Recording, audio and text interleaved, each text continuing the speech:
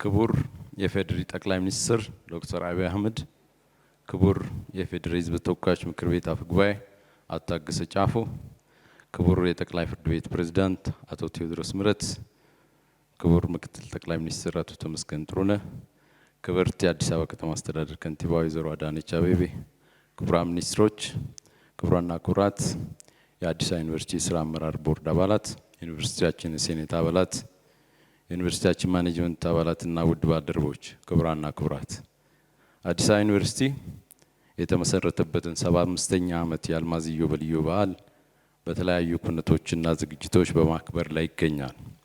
በባለፉት 6 ሳምንታት ከተከናወኑ አንኳር የበዓሉ ማክበሪያ ዝግጅቶች ውስጥ አንዱ አካዳሚክ ሴሚናሮች በተለያዩ ርዕሰ ጉዳዮች ማካሄድ ነበር።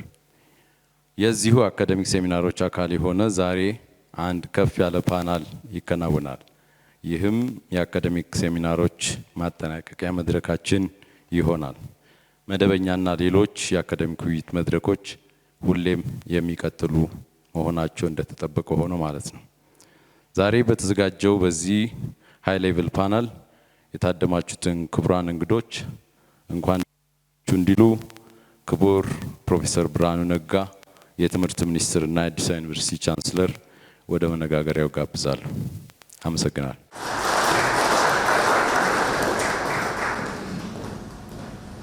ክቡር ጠቅላይ ሚኒስትር፣ ክቡራትና ክቡራን የመንግስት ባለስልጣኖች፣ የአዲስ አበባ ዩኒቨርሲቲ ባልደረቦች፣ ይሄ 75ኛው ዓመት የአዲስ አበባ ዩኒቨርሲቲ ክብረ በዓል ኢነወይ የኢትዮጵያም ታሪክ ማለት ነው። 75 ዓመቱ አይ ቲንክ ኢትዮጵያ ወደ ሞደርናይዜሽን ወደ ዘመናዊነት ከመጣችበት ጊዜ ጀምሮ ያለፈችባቸው 75 ዓመታት ከዚህ ዩኒቨርሲቲ ታሪክ ከዚህ ዩኒቨርሲቲ ጋር የተያያዙ ናቸው። ኢንትረስቲንግ በሆነ መንገድ አክቹአሊ ዓለምም ፈንዳሜንታል የሆነ ለውጥ ያመጣችበት 75 ዓመት ነው። የሁለተኛው የዓለም ጦርነትን ተከትሎ የመጣው ስርዓት አሁን ደግሞ ወዴት እንሄዳለን የሚባል ትልቅ ጥያቄ የተደረሰበት ጊዜ ነው። አይ ቲንክ ይሄ በጣም ጥሩ ጊዜ ነው ብዙ ነገሮች ለመወያየትና ለመነጋገር። በዚህ አጋጣሚ ይሄንን የ75ኛ ዓመት በዓል ለማክበር በአገር ደረጃ ያለፍንበትንና ወደፊት የምንሄድበትን በከፍተኛ ደረጃ እንዲያወያዩን ክቡር ጠቅላይ ሚኒስትር ዩኒቨርሲቲው ስለመጡ በጣም እናመሰግናለን። ክቡር ቻንስለር እናመሰግናለን። የዛሬውን ከፍ ያለ ፓናል የሚያወያዩልን የዩኒቨርሲቲያችን የስራ አመራር ቦርድ ምክትል ሰብሳቢ እና የአዲስ አበባ ዩኒቨርሲቲ ኤሜሬትስ ፕሮፌሰር ባህሩ ዘውዴ ናቸው። ፕሮፌሰር ባህሩ በአሁኑ ወቅት በአዲስ አበባ ዩኒቨርሲቲ ታሪክ ኤሜሬትስ ፕሮፌሰር ሲሆኑ በተጨማሪም የኢትዮጵያ ሳይንስ አካደሚ መስራች አባል፣ የአፍሪካ የሳይንስ አካደሚ አባል፣ የኢትዮጵያ ታሪክ ባለሙያዎች ማህበር ፕሬዝዳንት ናቸው። ቀደም ሲል ካገለግሉባቸው የተለያዩ ኃላፊነቶች እና እርከኖች መካከል በአዲስ አበባ ዩኒቨርሲቲ የታሪክ ክፍለ ትምህርት ሊቀመንበር፣ የኢትዮጵያ ጥናት ተቋም ዳይሬክተር እንዲሁም ከዩኒቨርሲቲ ውጪ የማህበራዊ ጥናት መድረክ ፎረም ፎር ሶሻል ስተዲስ ስራ አስፈጻሚ እና ዳይሬክተር፣ የኢትዮጵያ ሳይንስ አካደሚ ምክትል ፕሬዝዳንት ተጠቃሽ ናቸው። የአፍሪካ የታሪክ ባለሙያዎች ማህበርና የምስራቃዊና ደቡብ አፍሪካ የማህበራዊ ሳይንስ ምርምር ተቋም ምክትል ፕሬዝዳንት ሆነውም አገልግለዋል። በቦርድ አባልነት ካገለግሉባቸው ተቋማት መካከል የሚከተሉት ይገኛሉ። ማህበራዊ ጥናት መድረክ በሊቀመንበርነት፣ የቅርስ ባላደራ ማህበር ተቀማጭነቱ ዳካር ሴኔጋል የሆነው ትረስት አፍሪካ መልካም አስተዳደር ለአፍሪካ ፎረም፣ እንደዚሁም የምስራቅ አፍሪካ ቅርንጫፍ እና በአዲስ አበባ ዩኒቨርሲቲ በሌሎችም በርካታ ኃላፊነቶች ተወጥተዋል። በረጅም የአካዳሚክ ህይወታቸው ከአዲስ አበባ ዩኒቨርሲቲ ውጪ በአሜሪካና በአውሮፓ በሚገኙ ዩኒቨርሲቲዎች ተጋባዥ ፕሮፌሰር ሆነው አስተምረዋል። በተለያዩ ፌሎሺፖች የተመረጡ ሲሆን ከነዚህም የብሪቲሽ አካዳሚን፣ የጃፓን ፋውንዴሽን እና በርሊን የሚገኙ ከፍተኛ ትምህርት ተቋማትን፣ ሁምቦልት ዩኒቨርሲቲ እንደዚሁም ስታይንቦሽ ደቡብ አፍሪካን መጥቀስ ይቻላል።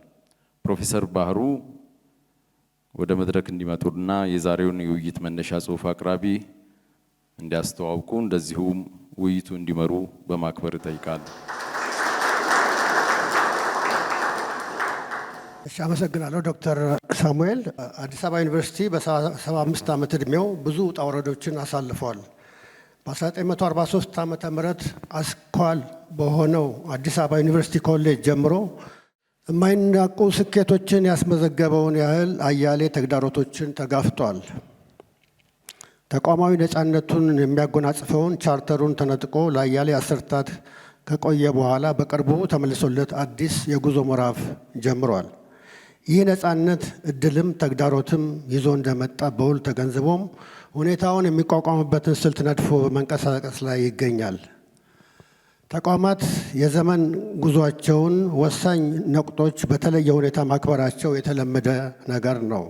በተለይም 25ኛው፣ 50ኛው፣ 75ኛውና 100ኛ ዓመቶች ልዩ ስፍራ ሲሰጣቸው ቆይቷል። የመጀመሪያዎቹ ሶስቱ የብር፣ የወርቅ፣ የአልማዝ ኢዮቤልዩ የሚል ደማቅ ስምም ተሰጥቷቸዋል። በዚህ ረገድ ዩኒቨርሲቲያችን የወርቅ ኢዮቤልዩን ማክበሩ በጊዜው የነበርን ሰዎች የምናስታውሰው ነው። አሁን ደግሞ የአልማዝ ኢዮቤልዩን በተለያየ መርሃ ግብሮች በማክበር ላይ ይገኛል። ከእነዚህ ክብረ በዓል ተግባራት አንዱ ዩኒቨርሲቲው ያለፈበትን ዘመን የአሁን ገጽታውንና የወደፊት እጣ ፈንታውን ወይም ትልሙን የሚያመላክቱ ንግግሮችና የፓነል ውይይቶችን ያቀፈው መርሃ ግብር ነው። ዛሬ የታደምንበት ከፍተኛ ፓነል የዚህ መርሃ ግብር ማሳረጊያ ነው። ስለሆነም ክቡር ዶክተር አብይ አህመድ እጅግ ከተጣበበ ጊዜያቸው ቆርሰው በከፍተኛ ትምህርትና በምሁራን ዙሪያ ምልከታቸውንና ራዕያቸውን ሊያካፍሉን በመካከላችን ይገኛሉ። የኢትዮጵያ ፌዴራላዊ ዴሞክራሲያዊ ሪፐብሊክ ጠቅላይ ሚኒስትር ዶክተር አብይ አህመድ የ2011 ዓመተ ምህረት የኖቤል የሰላም ሽልማት ተሸላሚ ናቸው። በትምህርታቸው በትራንስፎርሜሽናል ሊደርሺፕ የማስተርስ ዲግሪ፣ በቢዝነስ አስተዳደር የኤምቢኤ ዲግሪ እንዲሁም ከአዲስ አበባ ዩኒቨርሲቲ በሰላምና ጸጥታ ጥናት የፒኤችዲ ዲግሪ አግኝተዋል። የዶክትሬት ጥናታቸው በኢትዮጵያ ማህበራዊ ካፒታልና ባህላዊ የግጭት አፈታት ዘዴዎች ላይ የሚያጠነጥን ሲሆን የናሙና ጥናት መጠነ ርዕዩም በጅማ ዞን ሃይማኖታዊ ግጭቶች ላይ ያተኮረ ነበር። ይህም በሰላም ጸጥታና የማህበረሰብ ጽናት ጉዳዮች ላይ ረዘም ላለ ጊዜ ያላቸውን ትኩረት ያሳያል። ከአካዳሚያቸው የትምህርት ጉዟቸው ባሻገር ዶክተር አብይ አህመድ የአያሌ መጽሐፍት ደራሲም ናቸው። ጽሑፎቻቸው ፖለቲካዊ ፍልስፍና፣ ሀገራዊ ልማት እና ማህበራዊ ለውጥ ላይ ያተኩራል። ሀሳቦቻቸውና የአደባባይ ምሁራዊ አበርክቷቸው ወደ ጠቅላይ ሚኒስትርነት ከመምጣታቸው በፊትና በኋላ ባሳተሟቸው መጽሐፍት ውስጥ ተንጸባርቀዋል። መደመር 2011፣ የመደመር መንገድ 2013፣ የመደመር ትውልድ 2015፣ የመደመር መንግስት 2017 ወደ ጠቅላይ ሚኒስትርነት ከመጡ በኋላ የጻፏቸው ሲሆኑ ዲራአዝ በሚል የብዕር ስምም የተለያዩ መጽሐፍት አበርክተዋል። የእነዚህ መጽሐፍት በተለይም የመደመር ተከታታይ እትሞች ግብ ከአጠቃላይ ሀገራዊ ገጽ ጉዳዮቹ ባሻገር የትምህርትን ተደራሽነትን ማስፋት እና የገጠሩን ማህበረሰብ ማካተት ነው። ጭብጣቸውም መማርና ማብቃት ላይ ያተኮረ ነው። እነሆ ዛሬ ደግሞ የምሁራን ሚና በፈጣን ዘመን ፈጠራን ለምትፈልግ ሀገር በሚል ርዕሰ ሀሳብ ጥናታዊ ጽሑፍ ያቀርቡልናል። ይህን ካልኩ በኋላ ዶክተር አብይ ጥናታዊ ጽሑፍ እንዲያቀርቡ መድረክ ጋብዛለሁ። አመሰግናለሁ። ጡረታ ከወጣው በኋላ ደጋግሜ የምመጣበት መድረክ እንደሆነ ተስፋ አደርጋለሁ። ዛሬ አስቀድመው እንድለማመደው ለጋበዙኝ ሰዎች ምስጋና እያቀረብኩ በመጀመሪያ የዚህ ዩኒቨርሲቲ ተማሪዎች፣ አስተማሪዎች፣ አጠቃላይ ኮሚኒቲው የአንጋፋ ተቋም ለ75ኛ ዓመት የምስረታ በዓሉ እንኳን አደረሳችሁ፣ እንኳን አደረሰን። 50ኛውን አክብራችሁ 75ኛው የተቀላቀላችሁ ለ100ኛው ያድርሳችሁ ማለት እወዳለሁ። ዛሬ የማቀርብላችሁ መነሻ ጽሁፍ ምሁር፣ የምሁር አመራር፣ አዲስ አበባ ዩኒቨርሲቲ፣ የኢትዮጵያ ምሁራን ብልጽግናው ላይ ያላቸው ሚና የሚዳስስ ይሆናል። የመጀመሪያው ርዕሴ ቀደም ሲል ፕሮፌሰር እንዳነሱት የምሁራን ሚና በፈጣን ዘመን የሚል ቢሆንም ወደኛ ለማውረድ የምሁራን ሚና ለሀገር ብልጽግና ወደሚል ትንሽ ሞዲፋይ አድርጌዋለሁ። ይህን ሞዲፋይ ያደረኩበት ዋናው ምክንያት ወደ እናንተ ለመምጣት ስሰናዳ አንድ ፈላስፋ ተናገረ የተባለውን ነገር አስታወስኩኝ። ሰዎች በሶስት ካታጎሪ ከፍላቸዋል። ሶስት አይነት ሰዎች አሉ ይላል ፈላስፋ። ገሚሱ ሰው አፍቅሮተ ነዋይ ያለው ነው ይላል። ገሚሱ ሰው አፍቅሮተ ክብር ያለው ሰው ነው ይላል። ገሚሱ ደግሞ አፍቅሮተ ዊዝደም ወይም ጥበብ ያለው ነው ይላል። እና ዛሬ እኔ የመጣሁት ላቨርስ ኦፍ ዊዝደም ወደሚባለው ስብስብ ነው በሚል ተስፋ አይዲያን የማይፈሩ አይዲያን ኢንተርቴን የሚያደርጉ ሰዎች ከሆኑ የተንሳፈፈ ጉዳይ ብቻ ሳይሆን ትንሽ ወረድ ብሎ ወደኛ ሁኔታ ቢመጣ አይከፋቸውም በሚል እምነት በተወሰነ ደረጃ ርዕሱን ሞዲፋይ አድርጌዋለሁ። የምሁራን ሚና ለሀገር ብልጽግና እጅግ ከፍተኛ ሚና ያለው ምሁር በዘርፉ የሚሰጠውን አመራር በተሰጠው ከረንሲ የሚሰጠውን አመራር አውቆ ለይቶ የሚገለገል ሲሆን ነው። ምሁራን የጋራ ትርክት በመፍጠር ምሁራን የበለጸገች ከድህነት የተላቀቀች ኢትዮጵያን ለማየት የሚጠበቅባቸው ሚና ይወጡ ዘንድ ምሁራዊ አመራር መስጠት ይጠበቅባቸዋል። ምሁራዊ አመራርን ከማየታችን በፊት በተወሰነ መልኩ መሪ ማን ነው ማለት ይኖርብናል። መሪ በመጀመሪያ ራሱን ያሸነፈ፣ ራሱን የሚያነጋግር፣ በውስጡ ያለውን ቮይስ እና ኖይዝ መለየት የሚችል፣ ኖይዝ ሰፕረስ እያደረገ ለቮይስ ስፔስ የሚሰጥ፣ ከራሱ ጋር መወያየትና ራሱን ማድመጥ፣ በዚያም ሂደት ራሱን ማሸነፍ ያስቀደመ ሲሆን ነው። ራሱ ጋር መነጋገር ከተለማመደ በኋላ በራስ እና ከራስ መነጋገር በቂ ስላልሆነ ጊዜን ለመዋጀት፣ ጊዜን ለማትረፍ፣ ጊዜ ፈጣን ጋላቢ ፈረስ መሆኑን አውቆ እያንዳንዱን ወቅት ለተገባ ዓላማ ማዋል የሚችል ሲሆን ራሱን ያሸነፈና ጊዜን መጠቀም የሚችል ከሆነ በኋላ ሶስተኛው ምዕራፍ ስለ ሐሳብ ያለው አፍቅሮት፣ ስለ ሐሳብ ያለው መከፈት፣ ሐሳብን ኢንተርቴን ለማድረግ ያለው ዝግጁነት ነው። ሰው ራሱን ካደመጠ፣ ከራሱ ጋር ከተወያየ፣ የጊዜን ዋጋ ከተገነዘበ፣ ለሐሳብ ቦታ ከሰጠ፣ የመጨረሻው ከአንድ ምሁር ኢምፓክትፉል እንቅስቃሴ በፊት የሚቀርበው ነገር ግብ ነው። ዝም ብሎ እንደዚሁ ሐሳብ የሚገበይ የሚሸጥ ሳይሆን የሆነ ነገር ለማሳካት ግብ የሚያስቀምጥ መሆን አለበት። በዚህ ጊዜ በዚህ ሁኔታ እነዚህን ጉዳዮች አሳካለው የሚል መሆን አለበት። ያንን ማድረግ ሲችል ከራሱ አልፎ ሌሎችን ኢንፍሉዌንስ የሚያደርግ፣ ከራሱ አልፎ ሌሎችን መጥቀም የሚችል ይሆናል። ለዚህም ነው ሊደርሺፕ ኢዝ ናት አባውት ፓወር ኤንድ ፖዚሽን የሚባለው። ኢትስ አባውት ፐርፐዝ ኤንድ ፖቴንሻል። ስለያዝነው ቦታ ሳይሆን ባለንበት ቦታ ሁሉ በእነዚህ ልምምዶች የለውጥ ኤጀንት ሆነን አመራር መስጠት ሰዎች ይችላሉ። በተለይ ምሁራን አንደኛው አዎንታዊ ተጽዕኖ በመፍጠር ሊደርሺፕ ኢዝ ኦል አባውት ኢንፍሉዌንስ የሚባለው ማለት ነው።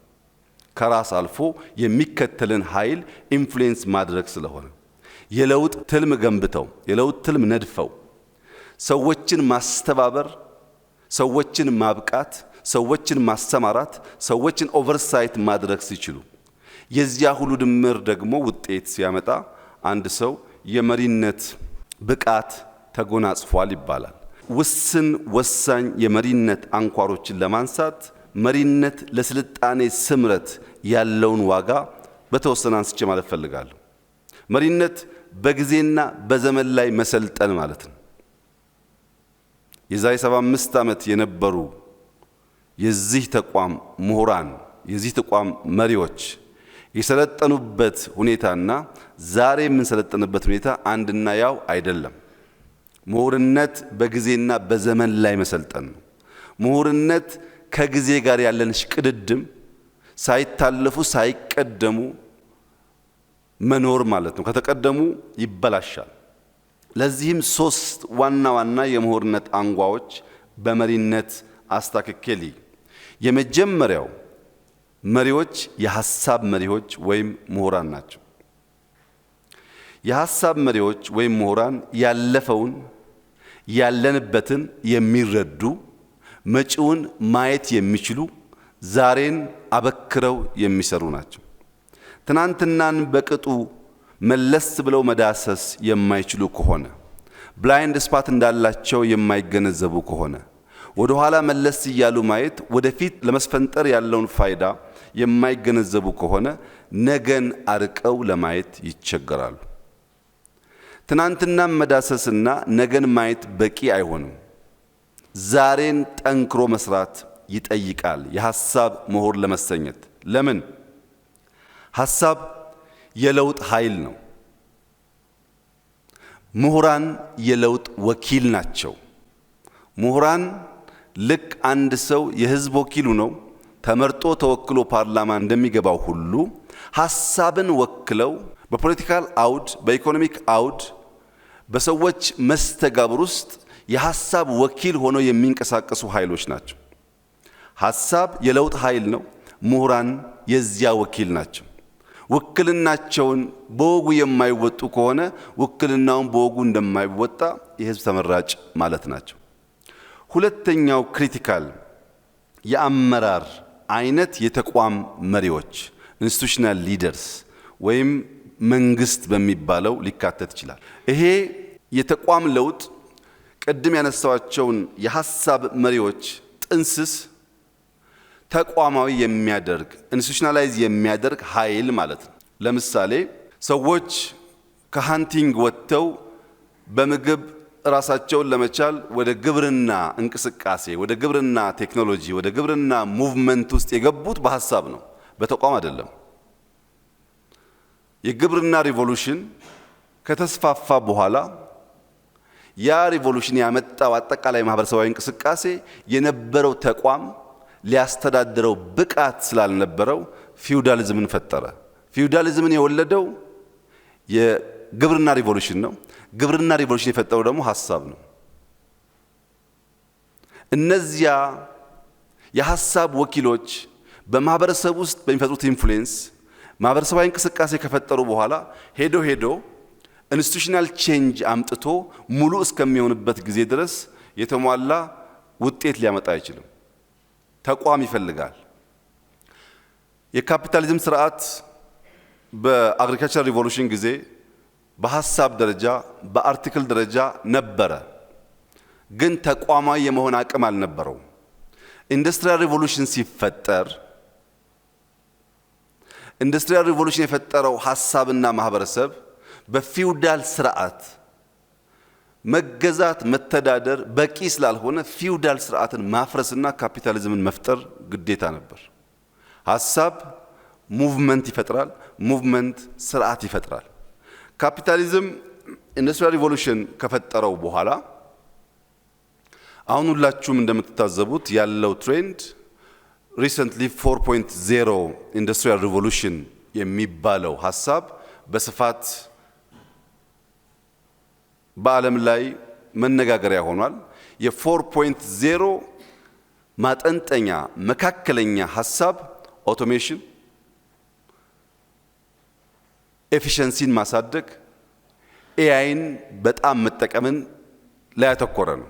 ኤአይ እንጠቀም፣ አፕሊኬሽን እንስራ፣ አውቶሜሽን እንስራ፣ በዚህም ኤፊሽንሲን እናሳድግ ነው። የለም በ4.0 መታጠር የለብንም 5.0 መጠቀም አለብን የሚለው እሳቤ ደግሞ በአንድ ዘመን የመጣን ቴክኖሎጂ ብቻውን መጠቀም በቂ ስላልሆነ ቴክኖሎጂዎች ኮንቨርጅ አድርገን ሂውመን ሴንትሪክ ሆነው መገልገል ያስፈልጋል። ሂውመን ሴንትሪክ ካልሆኑ 4.0 የሰውን ልጅ ኤግዚስተንስ፣ የሰውን ልጅ ስራ፣ የሰውን ልጅ ህይወት የሚገዳደር ሊሆን ይችላል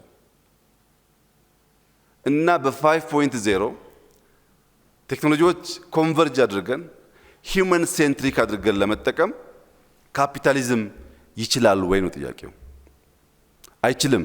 ፊውዳሊዝም ኢንዱስትሪያል ሪቮሉሽንን ሊመራ እንዳልቻለው ሁሉ አሁን በመናስበው በኤአይ ዘመን ሂውመን ሴንትሪክ ቴክኖሎጂን የመጠቀም ፍላጎት ባለበት ዘመን ካፒታሊዝም ስርዓት ሆኖ አሁን ያለውን አውድ ሊመራ አይችልም። ይሄም በብዙ ነገር አሳይቷል። አንደኛ ክላይሜት ላይ በሰጠው አመራር ካፒታሊዝም አሁን ያለውን ዘመን መዋጀት እንደማይችል አሳይቷል። እንደ ካምፕ 60-70 ዓመት ጠንክሮ ኃይሎ ያሻውን ሲያደርግ የነበረው ካምፕ እንዳያችሁት ተነቃንቋል። እርስ በርሱም ሊግባባ አልቻለም። እርስ በርሱ ብቻ ሳይሆን በውስጡም ቢሆን ቪዚብሊ በሚታይ ሁኔታ ዲክላይን ስቴጅ ላይ ነው ያለው።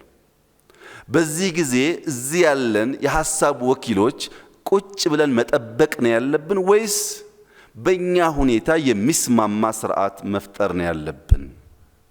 የመጀመሪያው ጥያቄ እሱ ነው። ለዚህም በመደመር መንግስት በግልጽ ተቀመጠው መንግስታት መሆን ያለባቸው እኛ የምንፈጥረው መንግስት መሆን ያለበት አንደኛ ኢዚ ኦን ቢሮክራሲ መሆን አለበት። ቢሮክራሲ ላይ ጊዜ የሚያጠፋ መንግስት መሆን የለበትም። ቢግ ኦን ስትራቴጂ መሆን አለበት። ትላልቅ ስትራቴጂዎች ያሉት መሆን አለበት። መጨረሻ ኢምፖርታንቱ ኤሌመንት ግን ስትሮንግ ኦቨርሳይት መኖር አለበት። መንግስት የመቆጣጠር አቅም እንጂ የቀበሌ መታወቂያ በሚሰጥበት ደቂቃና ሰዓታት ላይ የሚያጠፋ ከሆነ አጃይል አዳፕቲቭ መሆን ስለማይችል በ5.0 ዘመን ያን እሳቤ መሸከም የሚችል ተቋም መሆን አይችልም። ለዚህም ተቋማት ራሳቸው ሪፎርም ማድረግ አለባቸው፣ ማዘጋጀት አለባቸው። ሶስተኛው መሪ የማህበረሰብ መሪዎች ናቸው። እነዚህ ቅድም ያነሳዋቸው የማህበረሰብ መሪ አይደሉም ማለት አይደለም። ከነዚህ ውጪ በተለያየ ተቋማት በሱፕራስትራክቸር ሌቭል በማንቃት ማህበረሰብ የሚመሩ ግለሰቦችና ቡድኖች አሉ። የነዚህ ደግሞ ዋናው ጉዳይ ለለውጥ ክፍት ያልሆነን ማህበረሰብ ለውጥ ኤምብሬስ የማያደርገውን ፖለቲካል ላንድስኬፕ አዳዲስ ነገር እንዲቀበል አዳዲስ ቫልዩ መሸከም እንዲችል ማስተማር ነው። ዲሞክራቲክ ካልቸር መፍጠር ነው። ኢንዱስትሪያል ካልቸር መፍጠር ነው። ግቢን ለምሳሌ ላንድስኬፕ ማስተካከል፣ ግቢን ማስዋብ የአዲስ አበባ ዩኒቨርሲቲ ምሁራን ይሁነኝ ብለው የሚያስቡትና የሚሰሩት ጉዳይ ላይሆን ይችላል ትናንትና። ዛሬ ግን እንዳያችሁት በየቦታው ኢምፖርታንት እየሆነ መጥቷል። እንግዲህ ከዚህ ግቢ ስንወጣ ያለው ላንድስኬፕ እና እዚህ ግቢ ውስጥ ስንገባ ያለው ላንድስኬፕ ይወዳደርና የጥያቄ ምልክት መነሳቱ አይቀርም ማለት ነው። ትናንትና አቴንሽን ላይ ሰጠው ይችላል፣ ዛሬ ግን የግድ ነው። ቢኮዝ አሁን ያለው ዘመን ሂውመን ሴንትሪክ ነው ሲባል ሰዎች በእግራቸው ከሚንቀሳቀሱበት፣ ከሚስቡት አየር፣ ከሚጠጡት ውሃ፣ በከባቢያቸው ካለው ሽታ አይናቸውን፣ ጆሮአቸውን፣ ውስጣቸውን የሚመግቡት ነገር በሙሉ በተቻለ መጠን የተሰናሰለ የተስተካከለ መሆን አለበት የሚል እሳቤ ነው። ለዚህ ማህበረሰብ አንቂዎች ለለውጥ ክፍት የሆነ ማህበረሰብ ለመፍጠር ኃላፊነትና የአመራር ሚና ይጠበቅባቸዋል። የሐሳብ መሪዎች፣ የተቋም መሪዎች፣ የማህበረሰብ መሪዎች የሚደማመጡ፣ የሚሰናሰሉ፣ የሚማማሩ ከሆኑ አሁን ባለንበት ዘመን ውስጥ ተሰብረን ተቀጭተን የምንቀር ሳንሆን ቀና ብለን የምንራመድ እንድንሆን ያስችላሉ። ይሄ እንዲሆን ከነዚህ ሶስቱም በተጨማሪ ፈርዘር የአመራርን ተጽዕኖ የሚገለጥበትን መንገድ በቀለለ መንገድ ነካ አድርጌ ማለፍ እሞክራለሁ። ቅድም እንዳነሳሁት አይዲያ የሐሳብ መሪዎች የሚባሉት ኢንቴሌክቹዋል ሊደርስ ይባላሉ። ኢንቴሌክቹዋል ሊደርስ ከረንሲያቸው ሐሳብ ነው። የሚገበያዩበት ከረንሲ ሀሳብ ነው። ያንን ከረንሲ በደንብ የማያቅ ኢንተሌክቹዋል ሊደር መሪ ነኝ ቢልም ያሻውን ማሳካት አይችልም። ምንድነው የሚሰራው? በፈጠራና በተቀየረ የልቦና ውቅር ሰውን ለዘመን ማዘጋጀት ነው ስራው። የልቦና ውቅር መቀየር፣ ፈጠራም ማስፋፋት ከረንሲውን በወጉ ባላወቀ ሰው ሊሰራ አይችልም። እግረ መንገድ ለማንሳት ብዙ ጊዜ ሰምታችሁ ሊሆን ይችላል። ኢትዮጵያ ውስጥ አንድ የታዘብኩት ነገር በአይዲያ እና በኦፒኒየን መካከል ያለው ልዩነት በወጉ አለመገንዘብ ነው። እኔ ስላደረግኩት ከረባት እዚህ ካላችሁት 20 ሰዎች 20ቹን ብጠይቅ እያንዳንዱ ሰው የራሱ ኦፒኒየን አለው። እሱ ሀሳብ አይደለም፣ ኦፒኒየን ነው። ኦፒኒየን ለሀሳብ ምንም ፋይዳ የለውም ማለት አይደለም። ፋይዳ አለው፣ ግን ሀሳብ አይደለም። ብዙ ጊዜ ሰዎች በአንዳንድ ጉዳይ ላይ ኦፒኒየን ይሰጡና ሀሳብ ስተን ነበር አልተደመጥንም ይላሉ። ሀሳብ እንደዛ አይደለም። ሀሳብ ሲኩዌንስ አለው። ሀሳብ መነሻና መድረሻ አለው። ሀሳብ የሚያሳካው ግብና አፍተርማት ስለሚያስከትለው ኮንሲኩዌንስ የሚያስቀምጠው ሳይንሳዊ አቅጣጫዎችና መንገዶች አሉ። ኦፒኒየንስ የሰጠ ሰው ሁሉ አልተደመጥኩም ሳይሆን ኦፒኒየን ተሰናስቶ ተደምሮ ከዛ ውስጥ ሀሳብ ሊወለድ እንደሚችል ማሰብ ያስፈልጋል። ይሄ ብዙ ጊዜ የምታዘበው ነገር ነው። ሁለተኛው መሪ ገቨርንመንት ሊደርስ ናቸው። የነዚህ የገቨርንመንት ሊደርስ ከረንሲያቸው ደግሞ ሌጂቲሜት ስልጣን ነው። በህዝብ ውክልና የተሰጠ ሌጂቲሜት ስልጣን። ሌጂቲሜት ስልጣን ያለው ሰው በፖሊሲ፣ በአይዲያ፣ በኢምፕሊሜንቴሽን ሊመራ ይችላል። ያ የሚሆነው ግን ቅቡልነት ያለው ሲሆን ነው። ሶስተኛው ቢዝነስ ሊደር ናቸው።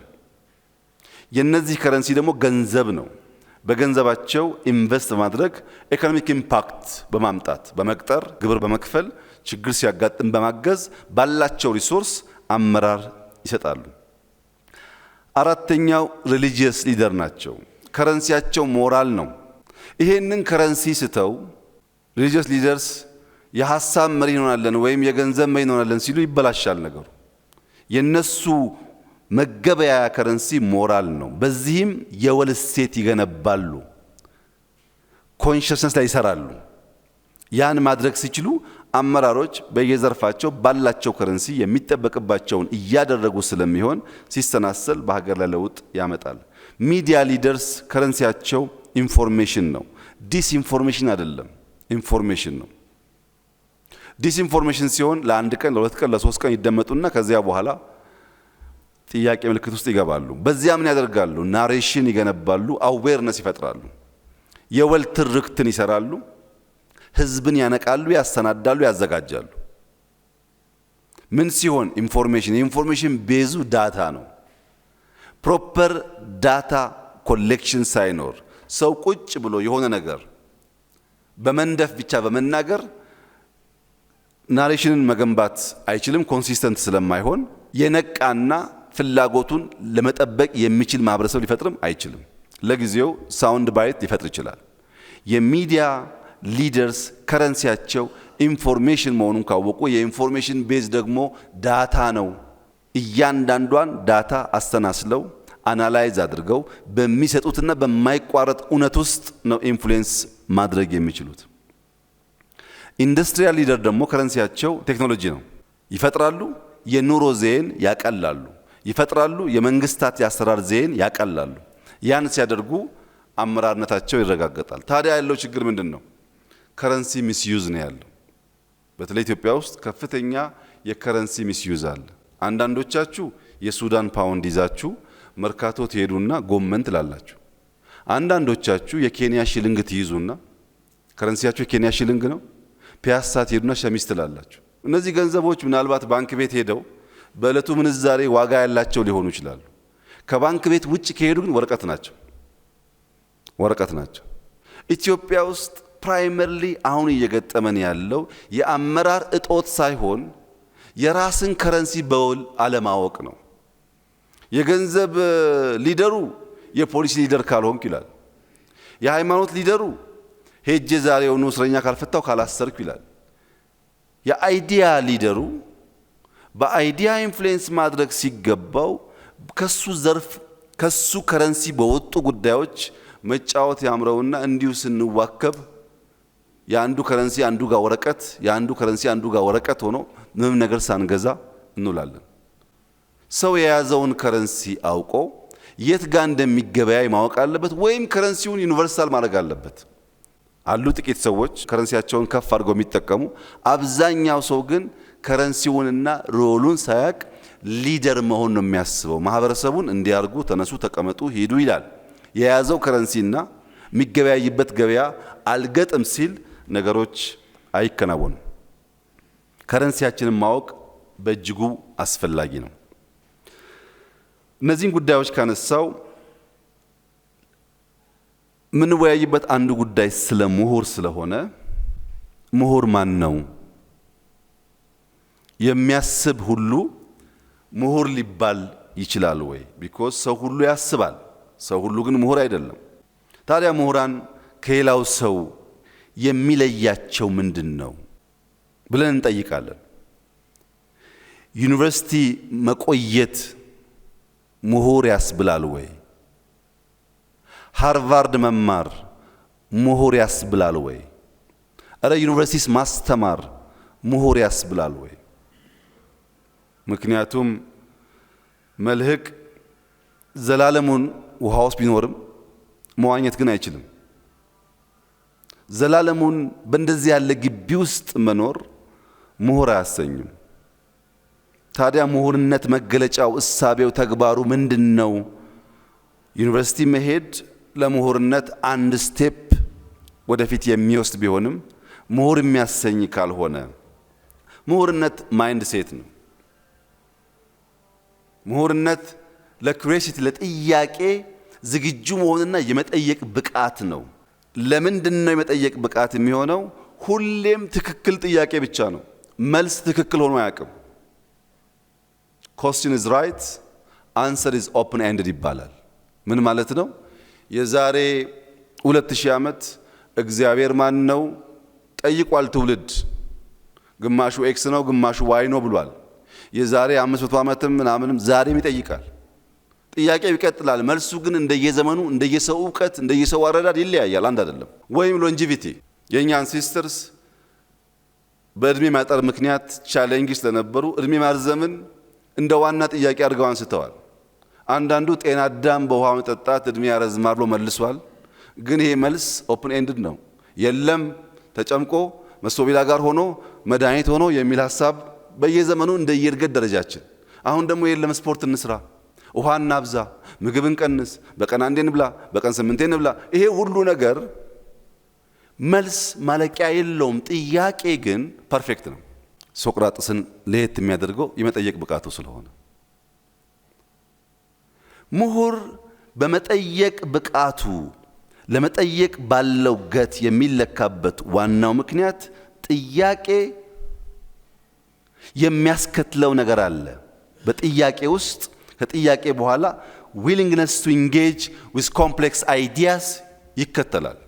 የሚጠይቅ ሰው ኮምፕሌክስ አይዲያን ኢንተርቴን ለማድረግ የተዘጋጀ ነው ማለት ነው። ኮምፕሌክስ አይዲያን ደግሞ ከዴዲኬሽን እና ኤክስፕሎር ከማድረግ ውጪ ሊመጣ አይችልም። ምሁርነት መጫር መጫር መጫር፣ የጫሩት ነገር ራሱን መጠየቅና መቅደድ መቅደድ መቅደድ፣ እንደገና መጫር መጫር መጫር። ይሄ ግጹፍ አያምርም፣ የቃላት አስተካካይ በቂ አይደለም፣ አረፍተ ነገሮቹ ትርጉም የላቸውም ብሎ ያን ወረቀት መጣል፣ ደግሞ ዝም ብሎ ማንበብ።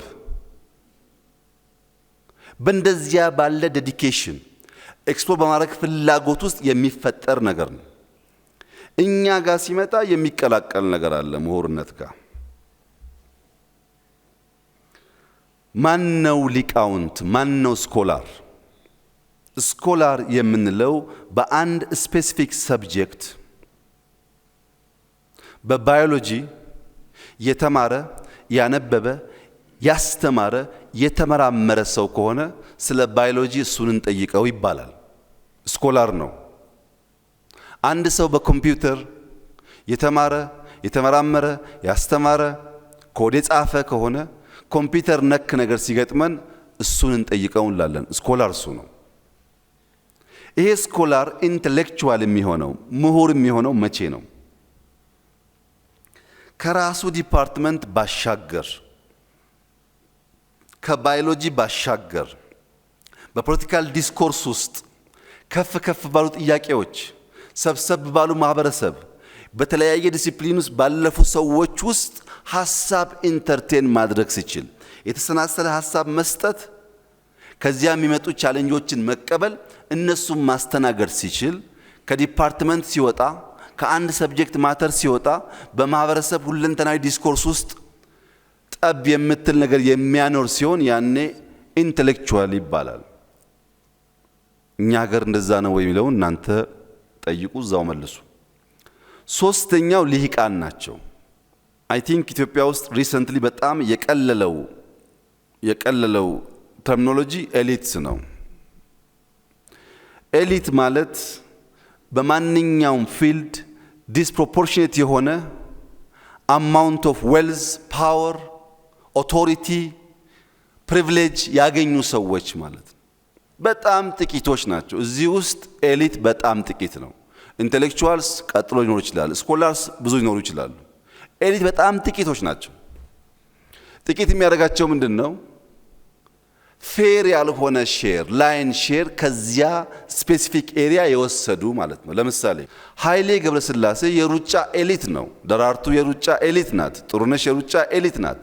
ቀነኒሳ የሩጫ ኤሊት ነው። ነሰሰርሊ ግን ኢንተሌክቹዋል ነሰሰርሊ ግን ስኮላርስ አይደሉም። ታዲያ ኤሊት ማለት በአንድ ስፔሲፊክ ኤሪያ ቢገር ሼር የወሰዱ ነሰሰርሊ ኢንተሌክቹዋል ስኮላር ያልሆኑ ብቻ ናቸው ወይ ካላችሁኝ አይደለም። አልፎ አልፎ በጣም አልፎ አልፎ ሰብስበው የሚወስዱ ሰዎች አሉ። ለምሳሌ ፕሮፌሰር ባህሩ ዘውዴን እንውሰድ።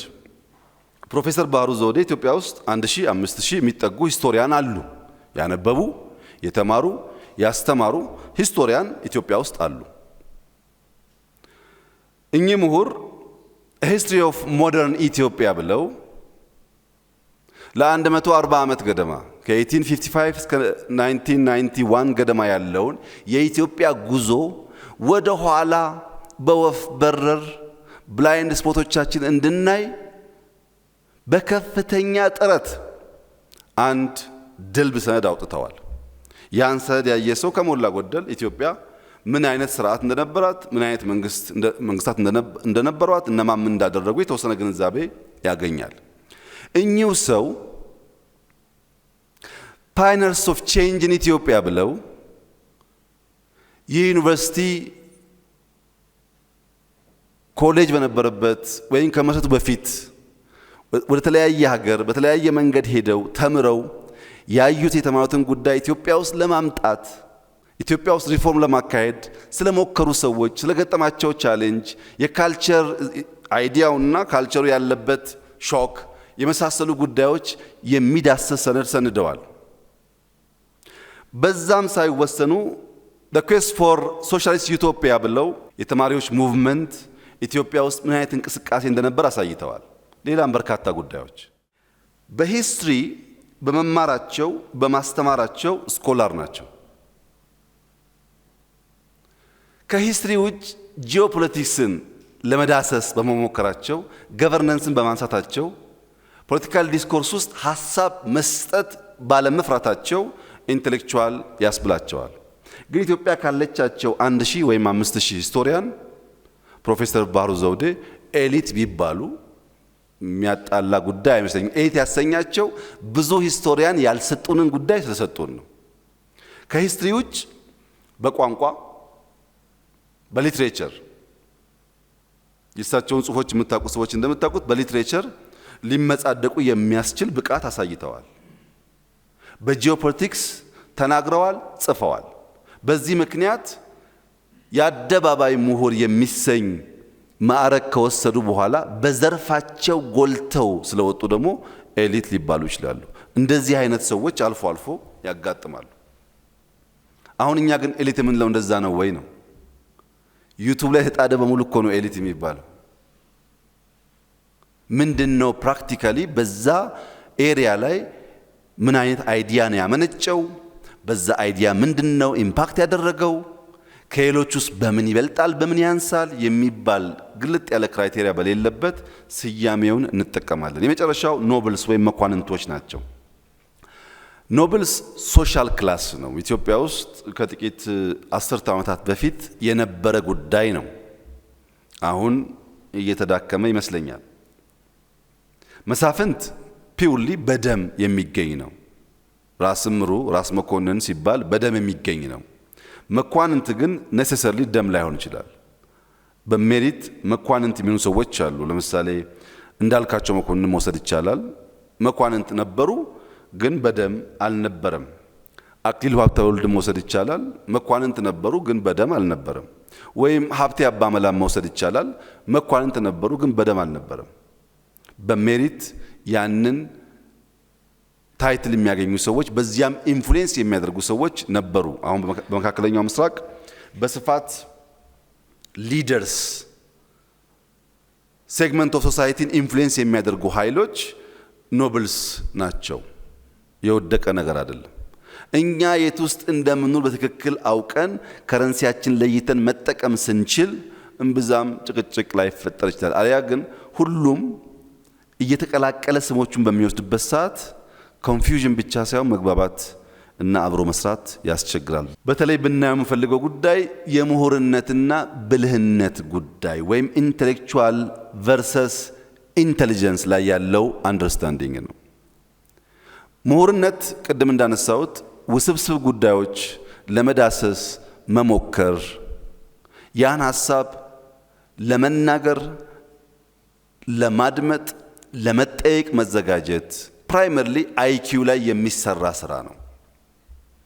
በአይኪው ግንባታ ላይ የሚሰራ ስራ ነው። ብልህነት ከአይኪው ይሻገራል። ኢሞሽናል ኢንተሊጀንስን ያቅፋል። ሶሻል ወይም ስፒሪቹዋል ኢንተሊጀንስን ያቅፋል። አይኪው ላይም ይሰራል። ይሄም ተቀላቅሎ የምንቸገርባቸው ጊዜ በርካታ ናቸው። ኢንተሊጀንስ ኢዝ ካፓቢሊቲ ነው። ኦን ዲ አዘር ሃንድ ኢንተሌክቹዋል ያን ካፓቢሊቲስ እንዴት ወደ አክሽን እንደምንቀይር የሚገራን ነው። ይሄን በምሳሌ ለማሳየት ለምሳሌ አይዛክ ኒውተንን እንውሰድ። አይዛክ ኒውተን ክላሲካል ሜካኒክስ ላይ በፊዚክስ እና በማትስ ከ16ኛው አጋማሽ ጀምሮ for the last 400 plus years continuously foundational የሆኑ ሐሳቦች ያልተቆራረጠ በየጊዜው እያደገው ቴክኖሎጂ ያደገ ሐሳቦች በlaw of motion በlaw of universal gravitation በኦፕቲክስ ደግሞ the rule of light ካልኩለስ የመሳሰሉትን ሰጥቶናል። ካልኩለስ የሰጠን 1665 ነው። አይዛክ ኒውተን ካልኩለስ ከሰጠን በኋላ የነበረው እድሜ 26 ዓመቱ ነው። ይሄን ሁሉ ነገር ሲፈጥር ይሄ ሰው አንደር 30 ነበረ። ለ60 ዓመት ያነበብን ሰዎች ለ70 ዓመት ያነበብን ሰዎች ያልፈጠርነውን ነገር ከፈጠረ ይሄ ሰው በዛ እድሜው ብዙ አንብቦ ኢንተሌክቹዋል ስለሆነ ነው ብለን ማሰብ አንችልም። ኦፍ ኮርስ ኢንተሌክቹዋል ነው፣ ግን ኢንተሊጀንቱን በተለየ መንገድ መጠቀም የቻለ ሰው ነው። ቢኮዝ በ20 ምናምን ዓመት የሚነበበውን 70-80 ዓመት አንብበው ሰዎች መስራት ካልቻሉ አንደኛው ኢንተሊጀንስ ብቻውን እንደዚያ ላለ ወጣ ላለ ዕውቀት አስቻይ አይሆንም ማለት ነው። ሁለተኛ አልበርት አንስታይን እንውሰድ። አልበርት አንስታይን የሪላቲቪቲ ቲዮሪን ዲፋይን ሲያደርግ 26 ዓመቱ ነው። በ26 ዓመቱ አንደር 30 እያለ የፈጠራቸውን ጉዳዮች በኋላ ከፈጠራቸው ጋር አታወዳድሩትም። ብዙ ካነበበ በኋላ እና በ26 ዓመቱ ኢንተሌክቹዋል ስለነበረ በጣም አንብቦ ነው እዛ የደረሰው ቢባል አይደለም።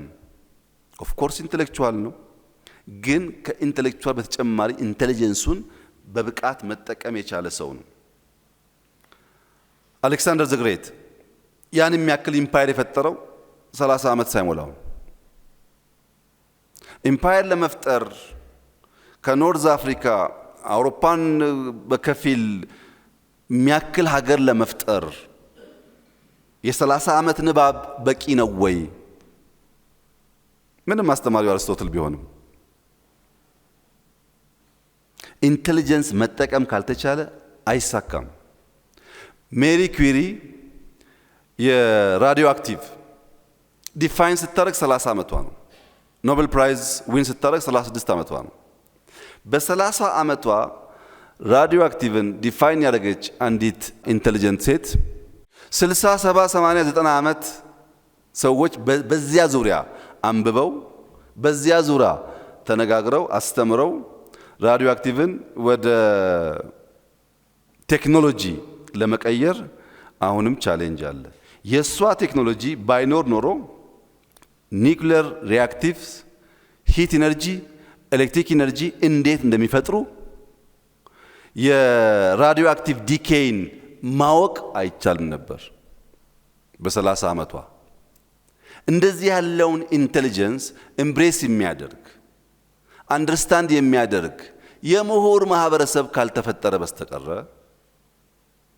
ባነበብናቸው መጽሐፍት ባጠራቀምናቸው ወረቀት ልክ ብቻ የሚለካ ከሆነ ዘመን ቀያሪ ትውልድ አሻጋሪ ማርሽ ቀያሪ የሆኑ እሳቤዎች ኢኖቬት ማድረግ አይቻልም። ይህንን ሁላችሁ የምትገነዘቡት ቢሆንም በየቀኑ የምንኖረው መሆን አለበት። ችግር ስለሆነ ኢትዮጵያ ውስጥ እዚህ አብርሆት ላይብራሪ ህፃን ልጅ ሮቦት ለመስራት ሞክሮ ድሮን ለመስራት ሞክሮ ያሳየኝ ልጅ አለ።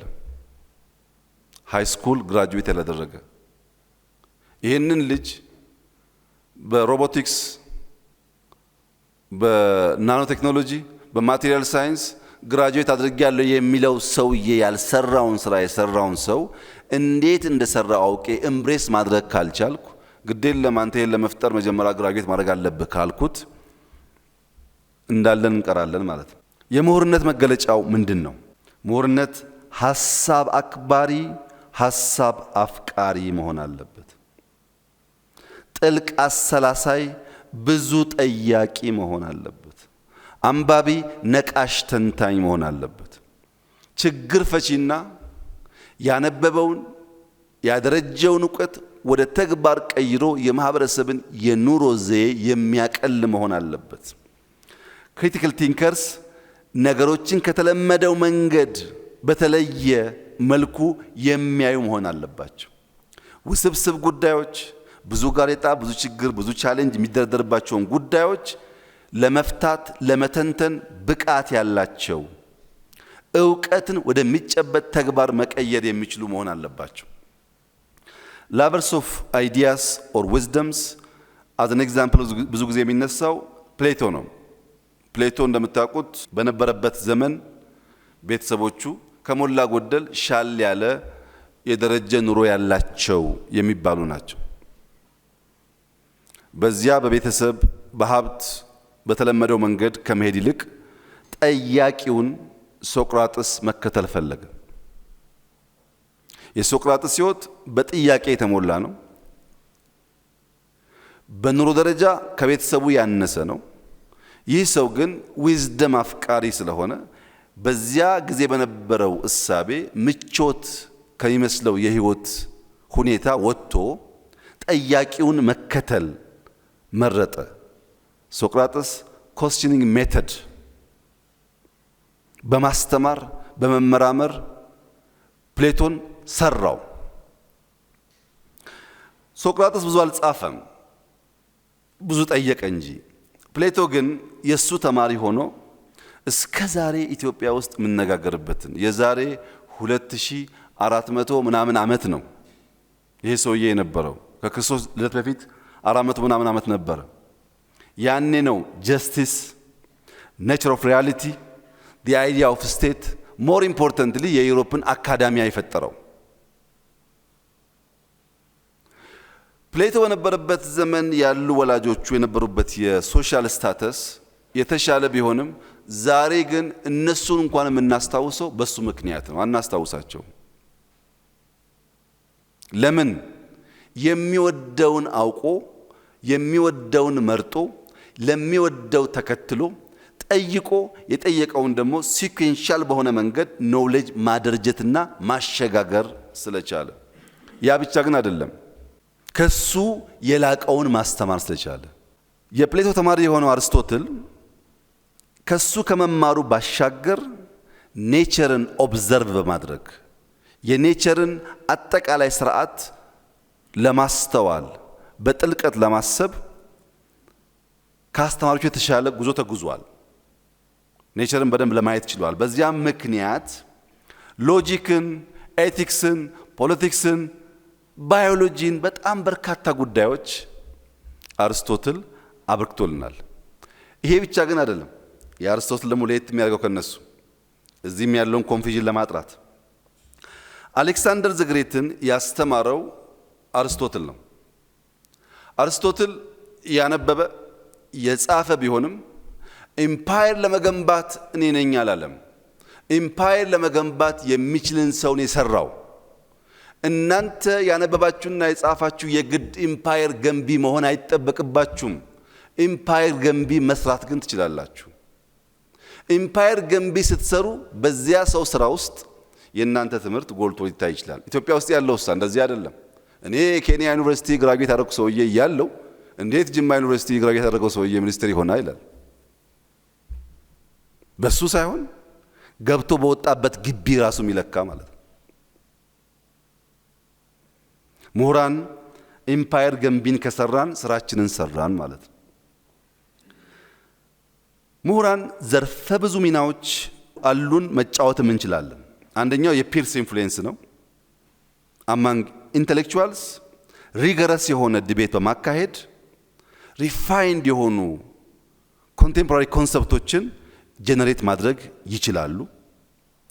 እዛም ያለን ቴዎሪቲካል ፍሬምወርክ አንብበው የነሱን ነባራዊ ሁኔታ አጥንተው ወደ ሎካል ወደ ሀገርኛ አውድ ይመልሳሉ። እንዳለ ቀርተው አያመጡም። እንዳለ ቀርቶ ማምጣት ጣጣውን አይታችሁታል። ያነባሉ፣ ይማራሉ። በራሳቸው አውድ ውስጥ ያ ነገር እንዲመጣ ያደርጋሉ። ወደኛ ካራክተሪስቲክስ መቀየር የሚያስፈልገው ዓለም ላይ ቨርቹዋሊ በርቀት የምናዳምጠው ነገር ስንገባበት በሙሉ እንደዛ ላይሆን ስለሚችል፣ ሁለተኛው ትውልድን ኢንፍሉዌንስ ማድረግ ነው። ጠያቂ፣ አሰላሳይ፣ ስራ ወዳድ፣ ሀገር ወዳድ ትውልድ መፍጠር። በረባ ባረባው የሚሸሽ በረባ ባረባው ልውጣ የሚል ሳይሆን በፈተና ውስጥ አልፎ ሀገር የሚሰራ ትውልድ መስራት ነው። ሶስተኛው ማህበረሰብን የሞራል ኮምፓስ እንዳይስት ኤቲካል ጋይድ ሆነው በተለይም ኮምፕሌክስ ቫልዩስን ግራፕል እንዲያደርግ ማህበረሰብን ማንቃት ማስተማር ሌላው ስራቸው ነው። አስኳሉ የሚያገለግሉበት ስራቸው ነው። እንደዚሁ ላይ በሚመለከት ሼልፍ ላይ ያሉ ንድፎች ወደ ተግባር እንዲቀየሩ ሐሳቦች አሉ፣ ጽሁፎች አሉ። ያ ግን ወርዶ ወደ ተግባር እንዲቀየር የማድረግ ስራ ነው። በግሎባል ትሬንድ ደግሞ ቅድም እንዳልኩት ኢመርጂንግ ትሬንድስ በማየት በማንበብ በማወቅ ወደኛ ወደ ሀገርኛ ቋንቋ ወደ ሀገርኛ አሰራር በመመለስ የግሎባል ትሬንድን የሚከተሉ መሆን አለባቸው። ለዚህ ሁሉ ውስጥ ዘርፈ ብዙ ሚና ነው ያላቸው ማለት ነው። ይሄ ሚናቸውን ወደ ተግባራዊ ሚና ብንከፍለው በሶስት ከፍለን ማየት እንችላለን። አንደኛው የእውቀት ዘር መዝራት ነው። የእውቀት ዘር መዝራት ማለት ከቀደምቶች ከአባቶች ከታሪክ የገበዩትን እውቀት ለዛሬ እንዲመች ቅርጽ ማስያዝ፣ ተጨማሪ ማንበብ፣ ተጨማሪ መከራከር፣ ተጨማሪ መወያየትና ያ እውቀት ከነሱ ሰፈር ከነሱ ዲፓርትመንት ወጥቶ ዩኒቨርሳል እንዲሆን ማድረግ ነው። የእውቀት ዘር ጠብ ካለ በኋላ ጊዜውን ጠብቆ ዩኒቨርሳል ይሆናል። ለዚህ ጥሩ ምሳሌ ደግሞ ዲ100ስ ሞንኪ ኢፌክት የሚባለው ነው። ዲ100ስ ሞንኪ ኢፌክት 1950s በጃፓን ኮሺሚ በምትባል ደሴት የሚኖሩ ሞንኪስ ነበሩ። ከነዚህ ሞንኪ መካከል አንደኛው ሞንኪ አንድ ቀን ጠዋት ተነስቶ ስኳር ድንች አጥቦ ይበላል። ከዚያ በፊት አጥቦ አይበሉም፣ አንስቶ ይበላሉ። ማን እንዳስተማረው ማን እንደነገረው አይታወቅም። አንስቶ አጥቦ ይበላል።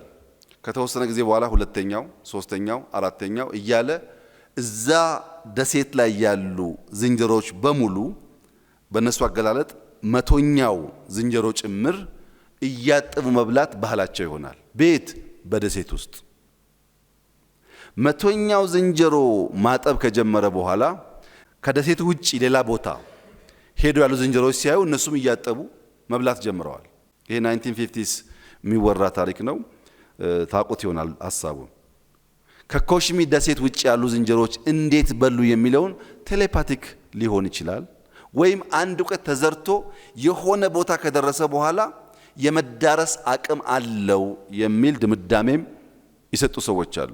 እነዚህ የእውቀት ዘር የመዝራት ጉዳይ ዩኒቨርሳል እስከሚሆን ስንሄድበት የለውጥ አቅጣጫን የመቀየስ ያሰብነውን የመተግበር ለለውጥ ለዝመና የሚሆን ሐሳቦች፣ ዘዴዎች፣ እሴቶች ከፈጠርን በኋላ ያ ዩኒቨርሳል እስከሚሆን የሚወስድ ጊዜ ቢኖርም ዘሩ ግን ወሳኝ ሚና ይጫወታል።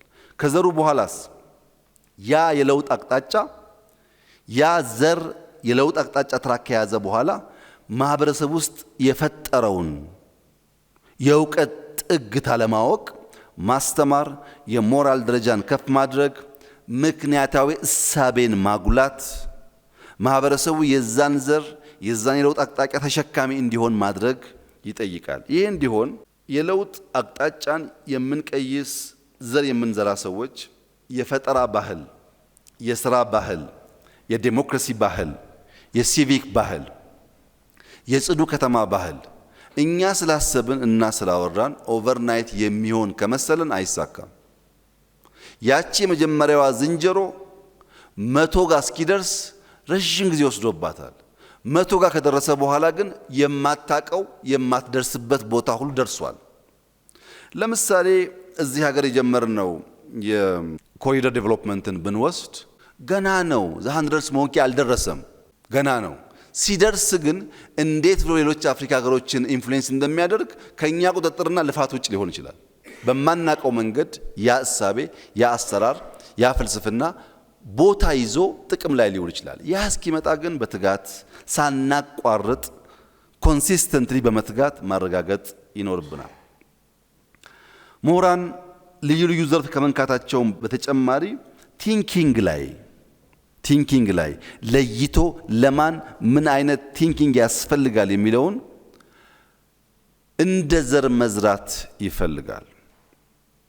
ሁሉም ቲንኪንግ አንድና ያው አይደለም። ለሁሉም ቲንኪንግ ግን ምሁራን አስኳል ናቸው፣ ኒውክለስ ናቸው። ያን የማሳደጉ ጉዳይ የተማረው ሰው ጉዳይ ቢሆንም ለምሳሌ ስትራቴጂክ ቲንኪንግ የምንለው የተቋማት መሪዎች፣ የውትድርና መሪዎች አካባቢ የሚሰራ ጉዳይ ነው።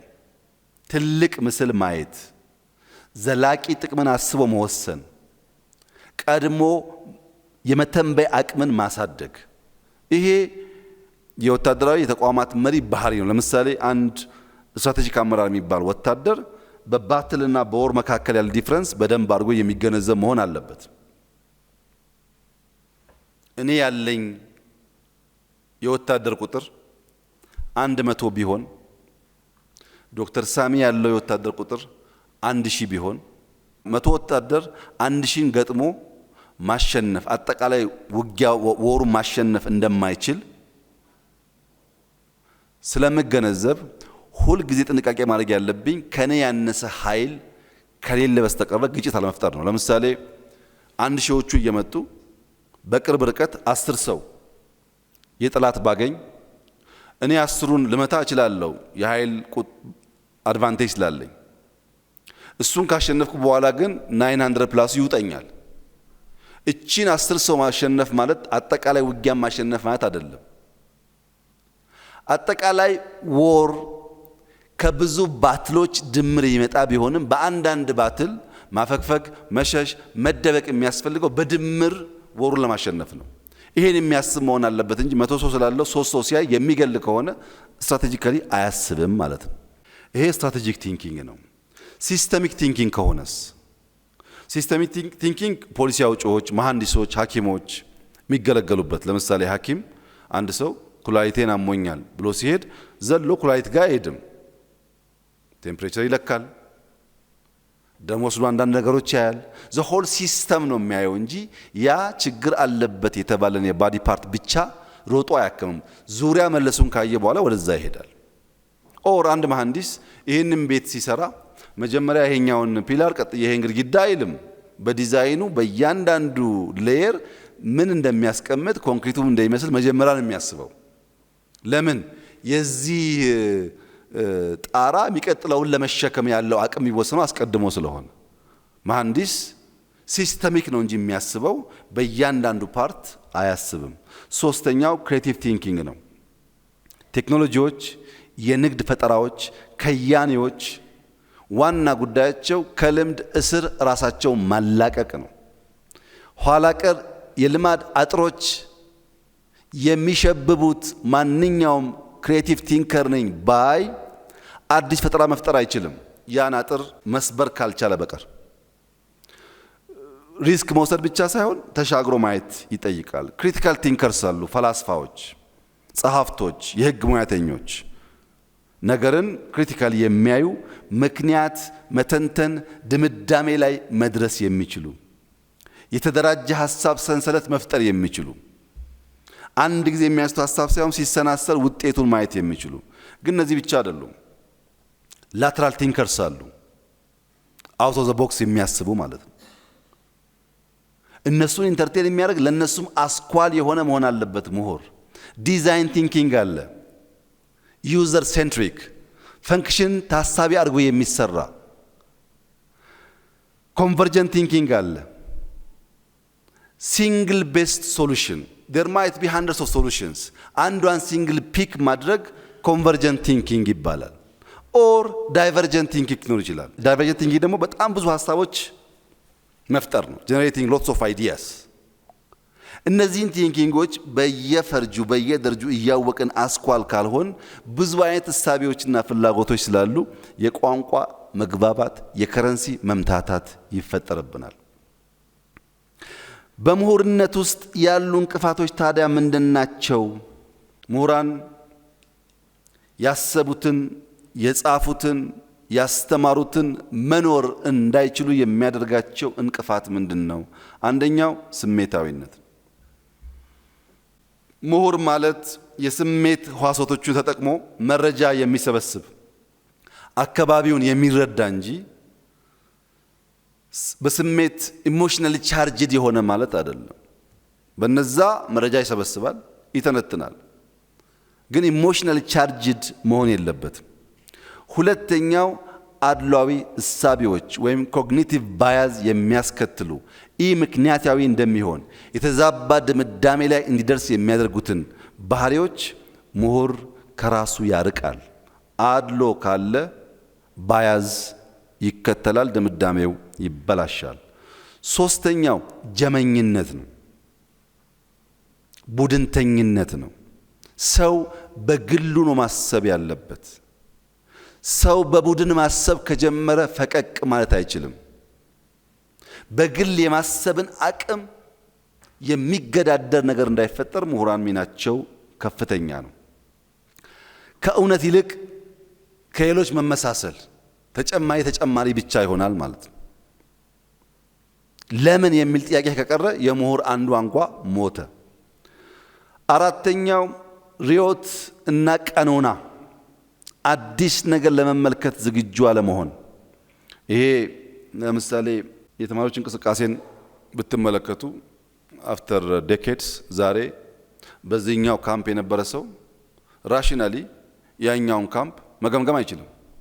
ዛሬም እየሞተ ትክክል ነበርኩ ይላል እንጂ እዚህ ጋር ጥሩ ነበርኩ እዚህ ጋር ጥሩ አልነበርኩም አይልም። ዛሬም ይሄ የሚያሳየው ቀኖናዊነት ነው፣ ለሪዮት የበዛ ጥብቅና ሲኖር ማለት ነው። አምስተኛው የመረጃ ጎርፍ ነው። በጣም ብዙ መረጃ ነው ያለው። የመረጃ ብዛት ከልክ ያለፈ እንደሆነ የማመዛዘን እድልን ያጠፋል።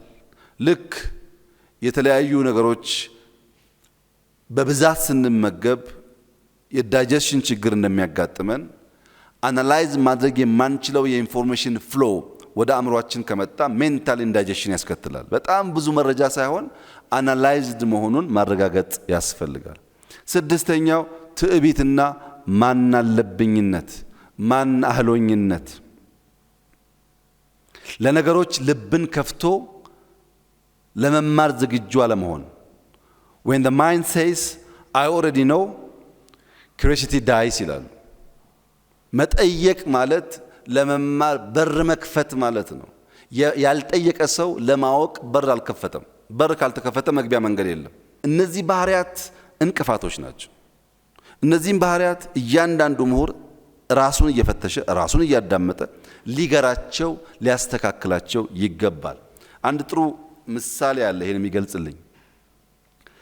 አንድ አሳቢ አንባቢ ምሁር በአንድ ወቅት በአንድ ጀልባ አንድን ባህር ይሻገራል። ልክ እንደ ራይድ እንደ ትራንስፖርት ከፍሎ ነው የሚሻገረው። ውሃ እንደምታውቁት ጠጋ ያላችሁ ስትሄዱ ድምጸቱ፣ ቅዝቃዜው፣ አጠቃላይ የባህር ሁኔታ ለአሳቢያን የመመሰጥ እድል ይፈጥራል እና ሰውየው ባህር ላይ በሚያያቸው እንቅስቃሴዎች፣ ወጀቦች፣ የውሃ ፍሰቶች፣ ንፋሶች ተመስጦ ሰማይ እያየ ይቆይና መለስ ብሎ ጀልባ ቀዛፊውን አንተ ሰው ሰማይ ላይ ስላሉ እውቀቶች፣ ስለ ከዋክብት፣ ስለ ጨረቃ፣ ስለ ዩኒቨርስ ምን ያክል አንብበሃል? ምን ያክል ታውቃለህ? ይለዋል።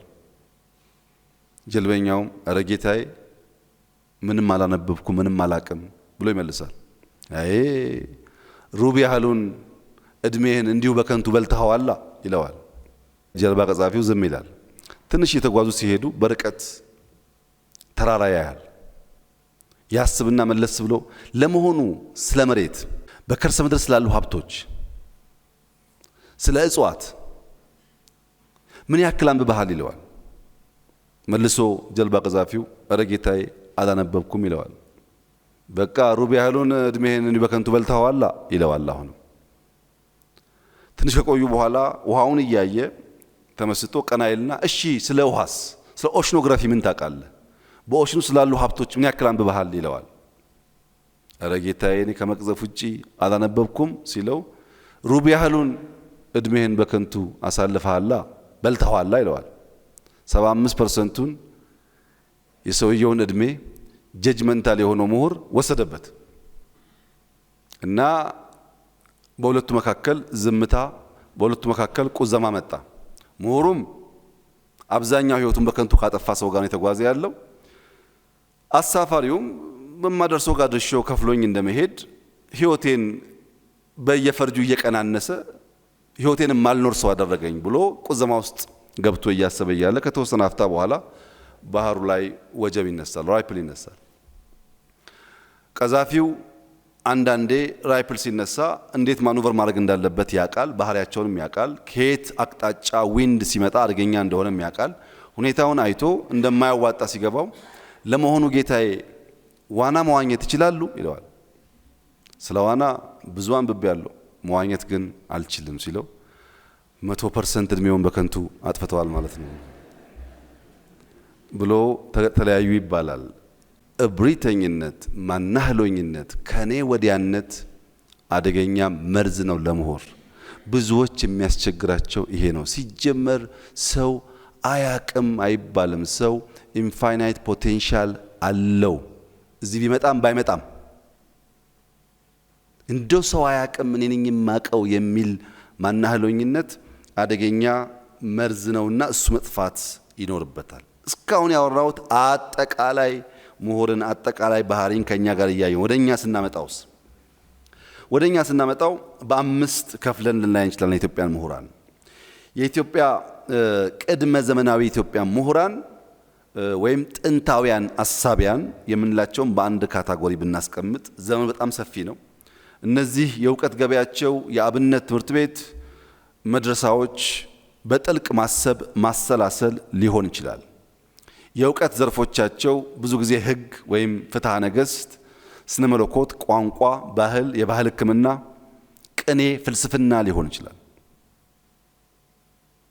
ከዚያም አልፎ የኢትዮጵያን ካላንደር እንዴት ሰራ ነው፣ የኢትዮጵያን ፊደላት ማን ሰራው ካለ ደግሞ ብዙ አጠያቂ ጉዳይ ያነሳል። እነዚያ ቅድመ ዘመናዊ ኢትዮጵያውያን ብዙዎቹን አናቃቸውም። ስማቸው አልተነገረም ወይ ስማቸው ሲስተማቲካሊ ጠፍቷል። ቢያንስ ግን ዘርዓ ያዕቆብን እናውቃለን። ዘርዓ ያዕቆብ ሁላችሁም እንደምታውቁት እዚህ አልመጣም፣ ሃርቫርድ አልሄደም፣ አሁን ባለው መመዘኛ ቢሆን ኖሮ መሀይም ነበረ። ግን ዘርዓ ያዕቆብ በኢትዮጵያ ውስጥ ብቻ ሳይሆን በእሳቤዎቹ በፍልስፍናው እኛ የምንጠራው ልክ እንደ ዘርዓ ያዕቆብ በጣም በርካታ የሚጠሩ ሰዎች ደግሞ ሊኖሩ ይችላሉ፣ ያልተጻፈላቸው ያልተነገረላቸው። እነዚህ አንድ ካታጎሪ ናቸው። ሁለተኛው የዘመናዊት ኢትዮጵያ ምሁራን በመደመር ትውልድ ላይ የወግ አጥባቂው ትውልድ እኔ ያልኩት ወይም ፓይነርስ ኦፍ ቼንጅ ኢን ኢትዮጵያ ፕሮፌሰር ባህሩ ያሏቸው ሌሎቹ ናቸው። ሁለተኛው ካታጎሪ ናቸው። እነዚህ ባህር ማዶ ትምህርት የቀመሱ በአውሮፓ ሚስዮኖች የተማሩ አንዳንድ ስመጥር ምሁራን ስማቸው የሚጠሩ ሰዎች ያሉበት ነጋድረስ ገብረሕይወት ባይከዳኝ ከነዚህ መካከል ሊጠቀስ ይችላል። ሐኪም ወርቅነህ ሊጠቀስ ይችላል። ፊት አውራሪ ተክለሐዋርያት ሊጠቀስ ይችላል። መላኩ በያን ሊጠቀስ ይችላል። አሉ እንደዚህ አይነት ምሁራን። በሶስተኛ ካታጎሪ አብዮታውያን ምሁራን የምንላቸው ከዚህ ትምህርት ቤት ታሪክ ጋር ታሪካቸው የተሳሰሩትን ነው። በመደመር ትውልድ እኔ ህልመኛው ትውልድ አልኳቸው። በሪሰንት መጽሐፋቸው ፕሮፌሰር ባህሩ ደግሞ the quest for socialist utopia በሚል የዳሰሳቸው ካታጎሪስ ወይም ጄኔሬሽንስ ናቸው። እነዚህ ፎቶአቸውን ከዚህ በኋላ የምናያቸው ሰዎችን ይመለከታል። ግርማሜ ነዋይ በእነዚህ ካታጎሪ ሊታይ ይችላል። ኃይሌ ፊዳ እዚህ ሊታይ ይችላል። ብርሃነ መስቀል ረዳ እዚህ ሊታይ ይችላል። ተስፋዬ ደበሳይ እዚህ ሊካተት ይችላል። ሌሎችም ብዙ አሉ።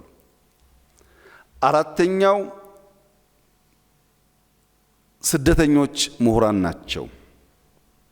በዚህ ቤት ያለፉ፣ በሌሎች ኮሌጆች ያለፉ፣ ሁለተኛ ሶስተኛ ዲግሪያቸውን በውጭ ሀገር የተማሩና እዛው የቀሩ ማለት ነው። ፕሮፌሰር ገቢሳ እጀታ ሊወሰድ ይችላል። ፕሮፌሰር ኃይሌ ገሪማ ሊወሰድ ይችላል። ፕሮፌሰር ጌታቸው ሊወሰዱ ይችላሉ። ዶክተር ተስፋዬ ቢፍቱ ሊወሰድ ይችላል። ዶክተር ተስፋዬ ቢፍቱ ብዙ ጊዜ በኢትዮጵያ የምሁራን ዲስኮርስ ውስጥ ስሙ አይነሳም። ግን በአሜሪካ ካሉ በጣም ጥቂት ፕራክቲካል እውቀት ለዓለም ካበረከቱ ሰዎች በእኛ ስታንዳርድ አይደለም፣ በአሜሪካም ከመቶ በላይ ፓተንት አለው። ፋርማሲውቲካል ላይ ነው ጥናት ያካሄደው። ከሁሉ ላይ ደግሞ ኤችአይቪ የሚያስከትለውን ኢንፌክሽን የሚከላከለውን መድኃኒት በመፍጠር ግንባር ቀደም ነው። በጣም በርካታ መድኃኒቶች ፈጥሯል። በኒውዮርክ የሚኖር ስመጥር ምሁር ነው።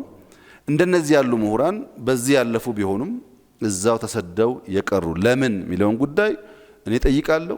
እነሱና ዘመን ይመልሰዋል፣ እኔ አልመልሰውም። አምስተኞቹ ተስፈኞቹ ናቸው። ተስፈኞቹ ልክ እንደ አራተኛዎቹ ምሁራን ውጭ ሀገር ሄዶ የመማር የውጩን ዓለም የማየት እድል ገጥሟቸዋል። ወደ ሀገር ሲመለሱ በጥያቄ የተሞሉ ስለሆኑ እስር፣ እንግልት ገጥሟቸዋል። ቢያም ቢሆን ግን በውስጥ ያለውን ፈተና ተቋቁመው ኢትዮጵያ ውስጥ ያለውን ፈተናም እድልም የተቋደሱ ሰዎች ናቸው። ፕሮፌሰር መስፍን ወልደ ማርያም እዚህ ውስጥ ሊጠቀሱ ይችላሉ። ፕሮፌሰር በየነ ጴጥሮስ ሊጠቀሱ ይችላሉ። ዶክተር ዳኛቸው እዚህ ውስጥ ጎልቶ ሊጠቀስ ይችላል። ተስፈኞች ናቸው። ባሉበት ዓለም ማስተማር ሲችሉ፣ ባሉበት ዓለም መኖር ሲችሉ፣ ባሉበት ዓለም ሆነው በዩቲዩብ መሳደብ ሲችሉ፣ የለም እስርም ቢኖር ችግርም ቢኖር እጋፈጣለሁ ያሉ ማለት ነው። አሁን እናንተ መጠየቅ እንጂ መምረጥ አትችሉም። አራተኛው ይሻላል፣ አምስተኛው ይሻላል፣ ምርጫ መጠየቅ ብቻ ነው። ለምን የሚለውን ግን ጥያቄ እናነሳለን። ምሁራኖቻችን በዚህ ካታጎሪ ቢከፈሉም ሶስቱ ላይ ሶስተኛው፣ አራተኛው እና አምስተኛው ላይ ባለፉት 75 ዓመታት ይሄ ትምህርት ቤት የራሱን አሻራ አኑሮባቸዋል። ይሄ ትምህርት ቤት እንደነዚህ ያሉ ሰዎች በመፍጠር በሸሹትም ተስፋ ባደረጉትም በመፍጠር በቀናውም በጎደለውም የሚጠየቅ ይሆናል ማለት ነው። ብዙ ጊዜ የተማሪዎች እንቅስቃሴ በኢትዮጵያ ውስጥ ያና ይሄን ፈጠረ ሲባል የምናነሳው ብቻ ሳይሆን ለምን አልተሳካም ብለን የምንጠይቀውም ተቋም ይሆናል። እንደምታዩት የአዲስ አበባ ዩኒቨርሲቲ ነገር ብየዋለሁ። ነገር ብለው ስለሚሻል እዚህ ቤት የዘመናት ጥያቄ ተነስተዋል። በርካታ ጥያቄ የተጠየቀ የተሞከረ ያልተመለሰ የተሞከሩ አሉ። ያልተመለሱ አሉ። ይሄ ቤት በኢትዮጵያ የኢንተሌክቹዋል ስቲሙሌሽን ውስጥ በጣም ትልቁን ሼር የሚወስድ ነው። በመጽሐፉም በማንበቡም በመናገሩም በመጠየቁም በመሞከሩም ይሄ ይባላል። ባለመሳካቱም ግን ተጠያቂ ነው። ያን ሪስፖንሲቢሊቲ መውሰድ ሲጀምር የሚቀጥለው 25 ዓመት ፍሬያማ ይሆናል። የለውጥ ጥያቄ አስኳል መሆኑ አይካድም። የለውጥ ጥያቄ ለመነጋገር አውድ የፈጠረ መሆኑ አይካድም። ለመጻፍ የሞከሩ ሰዎች የተፈጠሩበት መሆኑ አይካድም። ነገር ግን ያ ዘመን እንደምታውቁት ስሜታዊነት፣ ቀኖናዊነት፣ ማናህሎኝነት የተጠናወተው ዘር ሐሳብ የጨነገፈበትን ምክንያትም ፈልቅቆ ማየት ያስፈልጋል። ሐሳብ ነበረ። ያን ሐሳብ ምን ተጭኖት ጨነገፈ የሚለውን በደርዙ ማየት ያስፈልጋል። እዚህ ትምህርት ቤት ኬኔዲ የሚባል ላይብረሪ አለ። ይሄ አብሮት የሚባል ነገር ከመምጣቱ በፊት ግርማ ሞገሱ የምታውቁት ነው። ኬኔዲ ላይብረሪ ውስጥ እዚህ ትምህርት ቤት ገብቶ ያላለፈ ሰው ያለ አይመስለኝም። ግን ለምን ኬኔዲ ተሰኘ? ኬኔዲ ስለ ሀገር ምን አሉ የሚለውን ደግሞ ሁሉ ሰው መጠየቁን እርግጠኛ አይደለሁም። ኬኔዲ ለሀገሬ ምን አደረግኩላት እንጂ ሀገሬ ምን አደረገችልኝ ብለህ አትጠይቅ ያሉትን ሁሉን ምሁር መጠየቁን እርግጠኛ አይደለሁም። በኬኔዲ ላይብረሪ ማለፍና መገልገል ብቻውን በቂ አይደለም። የዚያ ስያሜ ባለቤት የሆነ ሰው ያለውን እሳቤም መጋራት ያስፈልጋል። ብዙዎቻችን ምን ተደረገልን ባዮች ስለሆን ማድረግ የሚገባንን ሳናደርግ ዘመን ያልፋል። ይሄ ዩኒቨርሲቲ በአንድ ወቅት አይ ቲንክ 1966 67 68 አካባቢ የኢትዮጵያ ብሔራዊ ዩኒቨርሲቲ ይባል ነበር።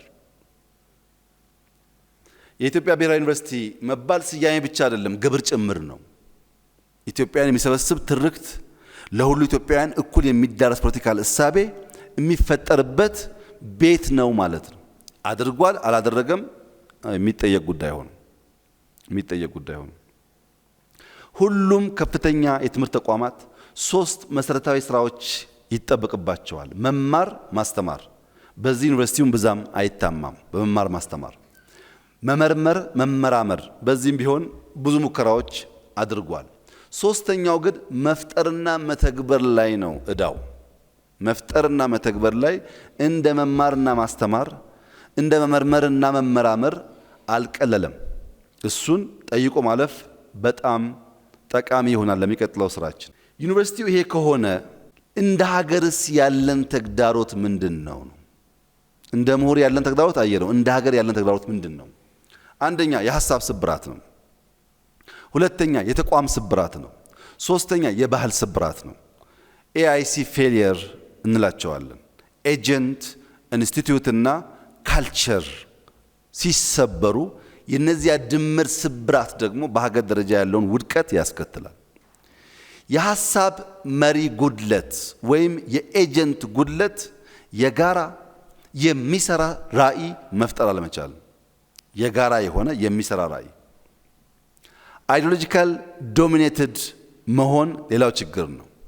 አክራሪነት፣ የኢሞሽናል ኢንተለጀንስ ማነስ፣ ማናህሎኝነት፣ ሌሎችም ኤጀንት ጀነሬት ያደረገውን አይዲያ ተክሎ ተንከባክቦ ዛፉ ፍሬ እንዲያፈራ እንዳያደርግ እንቅፋት ይሆናል። ሁለተኛው የተቋማት ጉድለት ነው። ኢንስቲቱሽናል ሌጂቲሜሲ። የዚህ አንዱ ጎልቶ የሚታየው ችግር ፓትሪሞኒያሊዝም ነው። ነፃና ገለልተኛ ተቋም መገንባት አልተቻለም። የትም ቦታ ሲኬድ የመሳሳብ ችግሩ ኢትዮጵያ ውስጥ ጊዜን የሚሻገሩ ተቋማት፣ ተልእኮ የሚፈጽሙ ተቋማት፣ ከተልእኮ የተጓቡ ተቋማት መፍጠር ስንክሳር እንቅፋት ሆኖ ቆይቷል። ሶስተኛው የባህል ጉድለት ነው። ለለውጥ ዝግ መሆን፣ ማንኛውንም አዲስ ነገር ከመማር ይልቅ አቃቂር ማውጣት። እኛ አቃቂር በማውጣት የምንፈጥራቸውን የቋንቋ አይነቶች በመማር ብንፈጥራቸው ኖሮ የሚተካከልም ባልነበረ ነው። የመጣውን ሁሉ ላለመቀበል የማንፈጥረው ጉዳይ የለም። ከጊዜ በኋላም ዛሬም ተቸክለን እዛው እንገኛለን። መቸከላችን ለውጥ ኤምብሬስ ማናደርግ ለመማር የማንተጋ መሆናችን ካለፈ በኋላ ደግሞ በጣም በከፍተኛ ሪግሬት የምንጎዳ መሆናችን አሁን ባለንበት ዘመን እድል አለ፣ አጣብቅኝ ፈተና አለ። እድል አለ፣ አጣብቅኝ ተግዳሮት አለ። እኛ እንደ ሀገር የጋራ እውነት የሚያግባባ እውነት ሳንፈጥር ዓለም ወደ ፖስት ትሩዝ ሄደ። ፌክ ኒውስም በወጉ ሳንረዳ ዲፕ ፌክ ተፈጠረ። ዲፕ ፌክ ማለት ፌክ መሆኑን ለመገንዘብ ራሱ የሚያስቸግር ማለት ነው። ዓለም የጋራ እውነት ባልፈጠሩ ሀገራት እየሄደ ያለበት ርቀት በጣም አሳሳቢ ነው። በጣም ፖስት ትሩዙ እያመጣ ያለው ነገር እና እኛ ያለንበት ጉዳይ አይጣጣምም። እንዴት የጋራ እውነት ፈጥረን ለለውጥ ክፍት ሆነን ዓለም እየተጓዘ ያለበትን ፍጥነት ማየት ካልቻልን እንዲሁ የገባን መስሎን ሳይገባን ዘመን ያልፋል። ሁለተኛው አርቲፊሻል ኢንተለጀንስ 4.0 ኢንዱስትሪያል ሪቮሉሽን የሰውን ልጅ ስራ ይቀማል፣ የሰውን ልጅ ስራ ይጋራል፣ ሰውን ስራ ያሳጣል በሚባልበት ዘመን እኛ ሞፈርና ቀንበር አልጣልንም። በትራክተር እንኳን ማረስ በቅጡ አልተለማመድንም። ይሄ አደገኛ የሚያስፈራ ነገር ነው። እድል አለ፣ የሚያስፈራ ጉዳይ ደግሞ አለ። ልዩነትን ከግጭት ውጪ ባሉ አፈታቶች ማየት፣ በሰላም በንግግር ማየት ኮምፕሊትሊ ከኛ ባህል ውጭ ሆኗል። ዓለም ግሬ ወርፌር ያካሂዳል። ግሬ ወርፌር ማለት እንደው ሳይባባሉ ጦርነቱ እያለ በጋራ እውነት እየሰሩ መቀጠል ማለት ነው። እኛ በንግግር እየተቃረን ለጋራ እውነት መቆም አልቻልንም። ይሄ ስጋት ያስከትላል። የስነ ምህዳር አጥር፣ የጂኦፖለቲክስ ውድድር ለምንድን ነው ሀገራት እዚህኛ ጫፍ መጥቶ እኛ ሰፈር ውስጥ የሆነ ነገር የሚፈልጉት እኛ የማያገባን ለምንድን ነው? እንደ ትልቅ ሀገር ራሱ ሌሎች ከተመኞች እኛ ማንመኝበት ምክንያት ምንድን ነው የሚለውን ጉዳይ ለመወያየት ያለን ፈቃደኝነት፣ እኔ የቀይ ባህር ጉዳይ አያገባኝም፣ ይሄ ጥያቄ የኛ ጥያቄ አይደለም የሚል ፖለቲከኛ ነኝ ባይ ማለት ነው። ይሄ የምናስበውን ነገር ለማሳካት ያለብንን ውስንነት ያመለክታል። እንዴት እንሻገር? ለመሻገር አንደኛ የተሻገረ ብሔራዊ ራዕይ ያስፈልገናል። ገቢር ነበብ የለውጥ ሂደት ያስፈልገናል። የተባበረ የለውጥ አቅምና ኃይል ያስፈልገናል። እኛ ሌት ካመር የሚለው አይገልጸንም። we're way behind, we're ሌት ካመርስ ነን። በጣም ሌት ያደረገን ማህበረሰብ ሌት ካመር በሚል ካታጎሪ ካስገባ ነው እንሸወዳለን። በጣም በብዙ ጉዳይ የቀረን ስለሆነ የወረት እና የጊዜ ውስንነት ያለፈውን ዕዳና የነገው ስጋት አጣብቅኝ ስላለ በከፍተኛ ደረጃ ብሔራዊ ራዕይ ኖሮን ለዚያ መትጋት ይጠበቅብናል። መጪውን ዘመን ያገናዘበ ራዕይ፣ ነባራዊ ሁኔታን በቅጡ የተረዳ ራዕይ፣ አዲስና የሚሰራ እሳቢዎችን ኢንተርቴን የሚያደርግ አውድ ያስፈልገናል። ይሄ ጉዳይ ክሪቲካል ስለሆነ በአንዳንድ ስታይል ሊየው ራዕይ የተሻገረ ብሔራዊ ራዕይ ሲባል ከትናንትና መማር፣ ስህተቶችን የሚያርም፣ ጥንካሬዎችን የሚያሰፋ፣ ጥያቄዎችን በተሟላ መንገድ ለመመለስ የሚጥር፣ ይሄ ከትናንት ጋር ያለው ትስስር ነው። ዛሬስ ለመስዋዕትነት ዝግጁ መሆን፣ እኔና እናንተ የበለጸገች ኢትዮጵያን በተሟላ መንገድ የምንቋደስ ሰዎች አይደለንም። ለዛ ፋውንዴሽን ጥለን ልጆቻችን በበለጸገች ሀገር ውስጥ እንዲኖሩ ከችግር እንዲቀላቀሉ ለማድረግ መስዋዕትነት ለመክፈል ዝግጁ መሆን አለብን። መስዋዕትነት በጣም በብዙ መንገድ ይገለጻል። ለምሳሌ የሪቨር ሳይድ ፕሮጀክታችን የዛሬ 5-10 ዓመት ምን ማትጠራጠሩ በጣም ለብዙ ሀገራት ምሳሌ የሚሆን ስራ ነው። ጥያቄ የለውም። ለልጆቻችን ምንዳ እንዲሆን አስበን ከሰራ ነው ብቻ ነው ራዕያችን ተሻጋሪ መሆን የሚችለው። ለትውልድ መስራትን ይሁነኝ ብሎ ያመነ አመራር፣ ያመነ ምሁር፣ ያመነ ማህበረሰብ ከሆነ መቀየር ይቻላል። ከዚህ አንጻር እንደ መንግስት በ2023 የዛሬ 5 ዓመት ኢትዮጵያ አፍሪካዊት የብልጽግና ተምሳሌት መሆን አለባት የሚል ራዕይ ሰንቀናል። 100% እናሳካዋለን። 100% ጥያቄ የለውም። በአፍሪካ አንደኛ አላልኩም። በአፍሪካ የብልጽግና ተምሳሌት እናረጋታለን። ጥያቄ የለውም። ይሄ በ2040 የዛሬ 22 ዓመት በዓለም አርያ የሆነች ሀገር ትሆናለች። ለዚህ ራዕይ 3 ትልሞች አሉን። 3 ትልሞች አሉን። አንደኛው ሰብአዊ ልዕልና የማይናቅ ፓስፖርት ያላቸው ልጆች፣ የስንዴ እርዳታ ሄደላት የሚባል ዜና የማይሰማባቸው ልጆች፣ አንዳንድ ሀገር ረዱ የሚባሉ ልጆች፣ ሰብአዊ ልዕልና ያላቸው የተከበሩ ራሳቸውን ያከበሩ ልጆች ይኖሩናል። ሁለተኛ ኢኮኖሚክ ሉዓላዊነት ይረጋገጣል። ለምሳሌ በስንዴ ራሳችን መቻል ብቻ ሳይሆን እርዳታ አያስፈልገንም ብለን ዲክሌር ማድረግ ብቻ ሳይሆን ያለን የሬቲንግ በዕዳም በሌላም ያለን ሬቲንግ በጣም ባጭር ጊዜ ውስጥ በ2023 ካልኩት በፊት አብዛኛውን ሬቲንጋችን እናስተካክላለን። ለዚህ አስቻይ ሁኔታዎች በሚጨበጥ ሁኔታ በሀገራችን ውስጥ እየተከወኑ ይገኛሉ። አፍሪካዊት ኃይል መሆን እንፈልጋለን።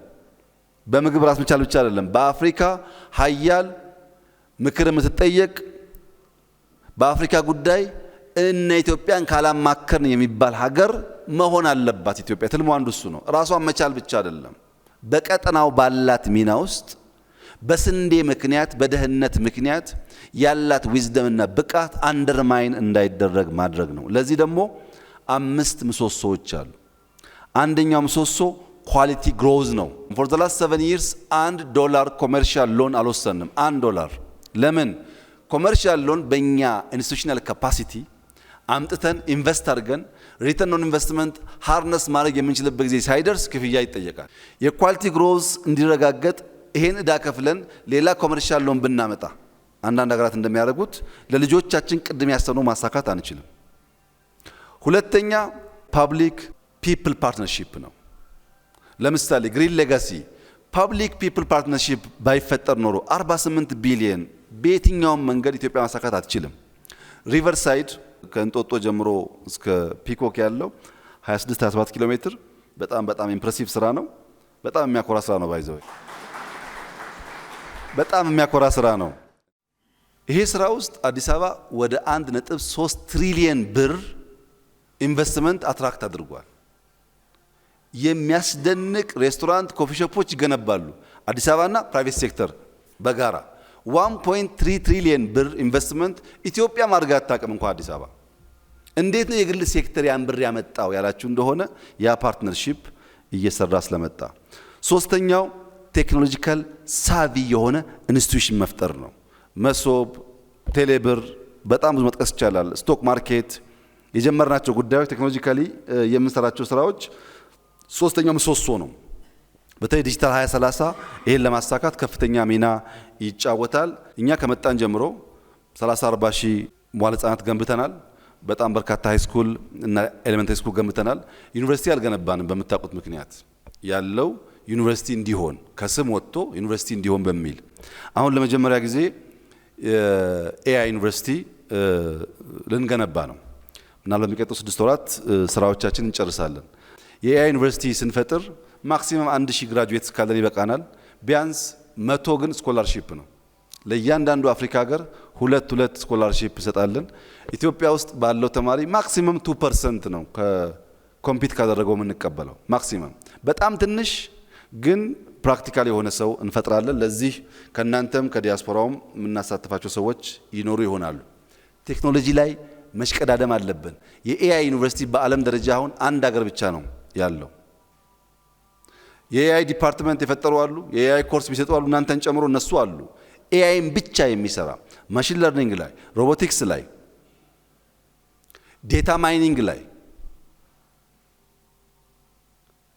ኮምፒውቲንግ ላይ የሚሰራ ብቻ ተቋም ግን በዓለም ላይ እስካሁን አንድ ነው ያለው። እኛ ሁለተኛው እንሆናለን ከፈጠን። ለምን ያላችሁ እንደሆነ ትውልድ ላይ ለመስራት እሽቅድድም ስለሚፈልግ። አራተኛው ግሪን ኢኮኖሚ ነው። አምስተኛው ኢንስቲትዩሽናል ሪፎርም ነው። በእነዚህ ምሰሶዎች በ2023 ምንም ጥርጥር የለውም ኢትዮጵያ አፍሪካ የብልጽግና ተምሳሌት ኤክስ ዋይ ዜድ ኢትዮጵያ ኤክስ ዋይ ዜድ ኢትዮጵያ ይባላል ማለት ነው። አንደኛ አንሆንም። ስለ ግሪን ሌጋሲማ ኢትዮጵያ፣ ስለ ሪቨርሳይድማ ኢትዮጵያ፣ ኮሪደርማ ኢትዮጵያ፣ በስንዴ ራስ መቻልማ ኢትዮጵያ፣ ሲስተም ኦቶሜት አድርጎ ሰርቪስ ቨርቹዋል መስጠትማ ኢትዮጵያ እየተባለ የሚጠቀስበት ጊዜ ይመጣል። ያ እንዲመጣ የእናንተ ዳታ ጀነሬሽን በጣም ወሳኝ ነው። የተሰሩ ስራዎች ብዙ አርቲክል ማንጽፍ ካልሆነ ሲስተም አያዩም።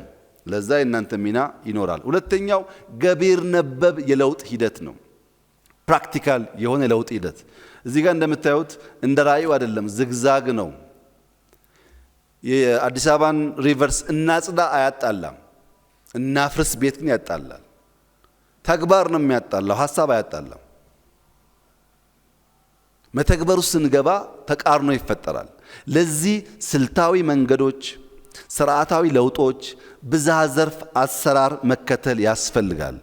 የመደመር መንግስት አማራጭ በውስብስብና ከመደበኛ በተለየ ምህዳር ውስጥ መልታይ ዳይሜንሽናል ኤንድ ዳይናሚክ መልታይ አክተርስ መልታይ ሴክተራል ኢንቴግሬሽን ካላመጣን በስተቀረ በተናጠል ጉዞ አናሳካውም ብሎ ያምናል። ሶስቱን ገረፍ ገረፍ አድርጌ ልሂድ። ስልታዊ መንገድ፣ ስርዓታዊ ለውጥና ብዝሃ ዘርፍን። ስልታዊ መንገድ መደመራዊ ፈጠራ፣ መደመራዊ ፍጥነት፣ መደመራዊ ዝላይ። ምን ማለት ነው? እናንተ ሼልፍ ላይ ብዙ ሀሳብ አለ። ከኢንዱስትሪ ካልተደመራችሁ ፈጠራ አይሆንም፣ ቴክኖሎጂ አይሆንም። እናንተ ሼልፍ ላይ ብዙ አይዲያ አለ። ከአርሶ አደር ማሳ ካልተዋሃዳችሁ ቴክኖሎጂ አይሆንም፣ ፕሮዳክቲቪቲን አያፋጥንም፣ አያባዛም። መደመር ሲባል ፖለቲካል ብቻ አይደለም። በእያንዳንዱ ሴክተር ያለ ዕውቀት ሀሳብን ማሰናሰል ማለት ነው። አሁን ባለው ኮንቬንሽናል ሊኒየር በሆነ መንገድ ቅድም ያስቀመጥነው ራዕይ ማሳካት አንችልም። ቢኮዝ እድገት ወጥና ተገማች አይደለም። በጣም ብዙ አንሰርቴኒቲ በውስጡ አሉ። ያን አዳፕት የማድረግ አቅም ካልፈጠርን በስተቀረ ኢንክሉሲቪቲን ካላሳደግን በስተቀረ የሁሉን አክተር ሚና መጠቀም ካልቻልን በስተቀረ ሊሳካ አይችልም። ሐሳብና ጊዜ ትልቁ የለውጥ አቅም በሆኑበት በዚህ ዘመን ሐሳብና ጊዜ ትልቅ ሼር በሚወስዱበት በዚህ ዘመን ያ የተሰናሰለ የአሰራር ሂደት በጣም ወሳኝ ነው። ስርዓታዊ ለውጥ ሚዛናዊ ትብብር በአራት ተዋንያን በመንግስት፣ በገበያ፣ በመካነ ትምህርት፣ በማህበረሰብ ያስፈልጋል። ንቁ መንግስት የግል ዘርፍን ጉድለት የሚሞላ ሐሳብ የሚገዛ ጠንካራ ኦቨርሳይት የማድረግ አቅም ያለው መንግስት ያስፈልጋል። ስኬትንና ተግዳሮትን የሚካፈል የግል ሴክተር ያስፈልጋል። ድል ብቻ አይደለም፣ ተግዳሮት የሚጋራ የሚያስተሳስር ታለንትን እንደ ኢንፍራስትራክቸር ወስዶ የሚገነባ መካነ ትምህርት ያስፈልጋል። ታለንት መንገድ ነው። ታለንት ኤሌክትሪሲቲ ነው። ታለንት ኢንፍራስትራክቸር ነው። ታለንት የሌለው ማንኛውም ማህበረሰብ ያለውን መጠቀም አይችልም፣ እንኳን አዲስ ሲፈጠር።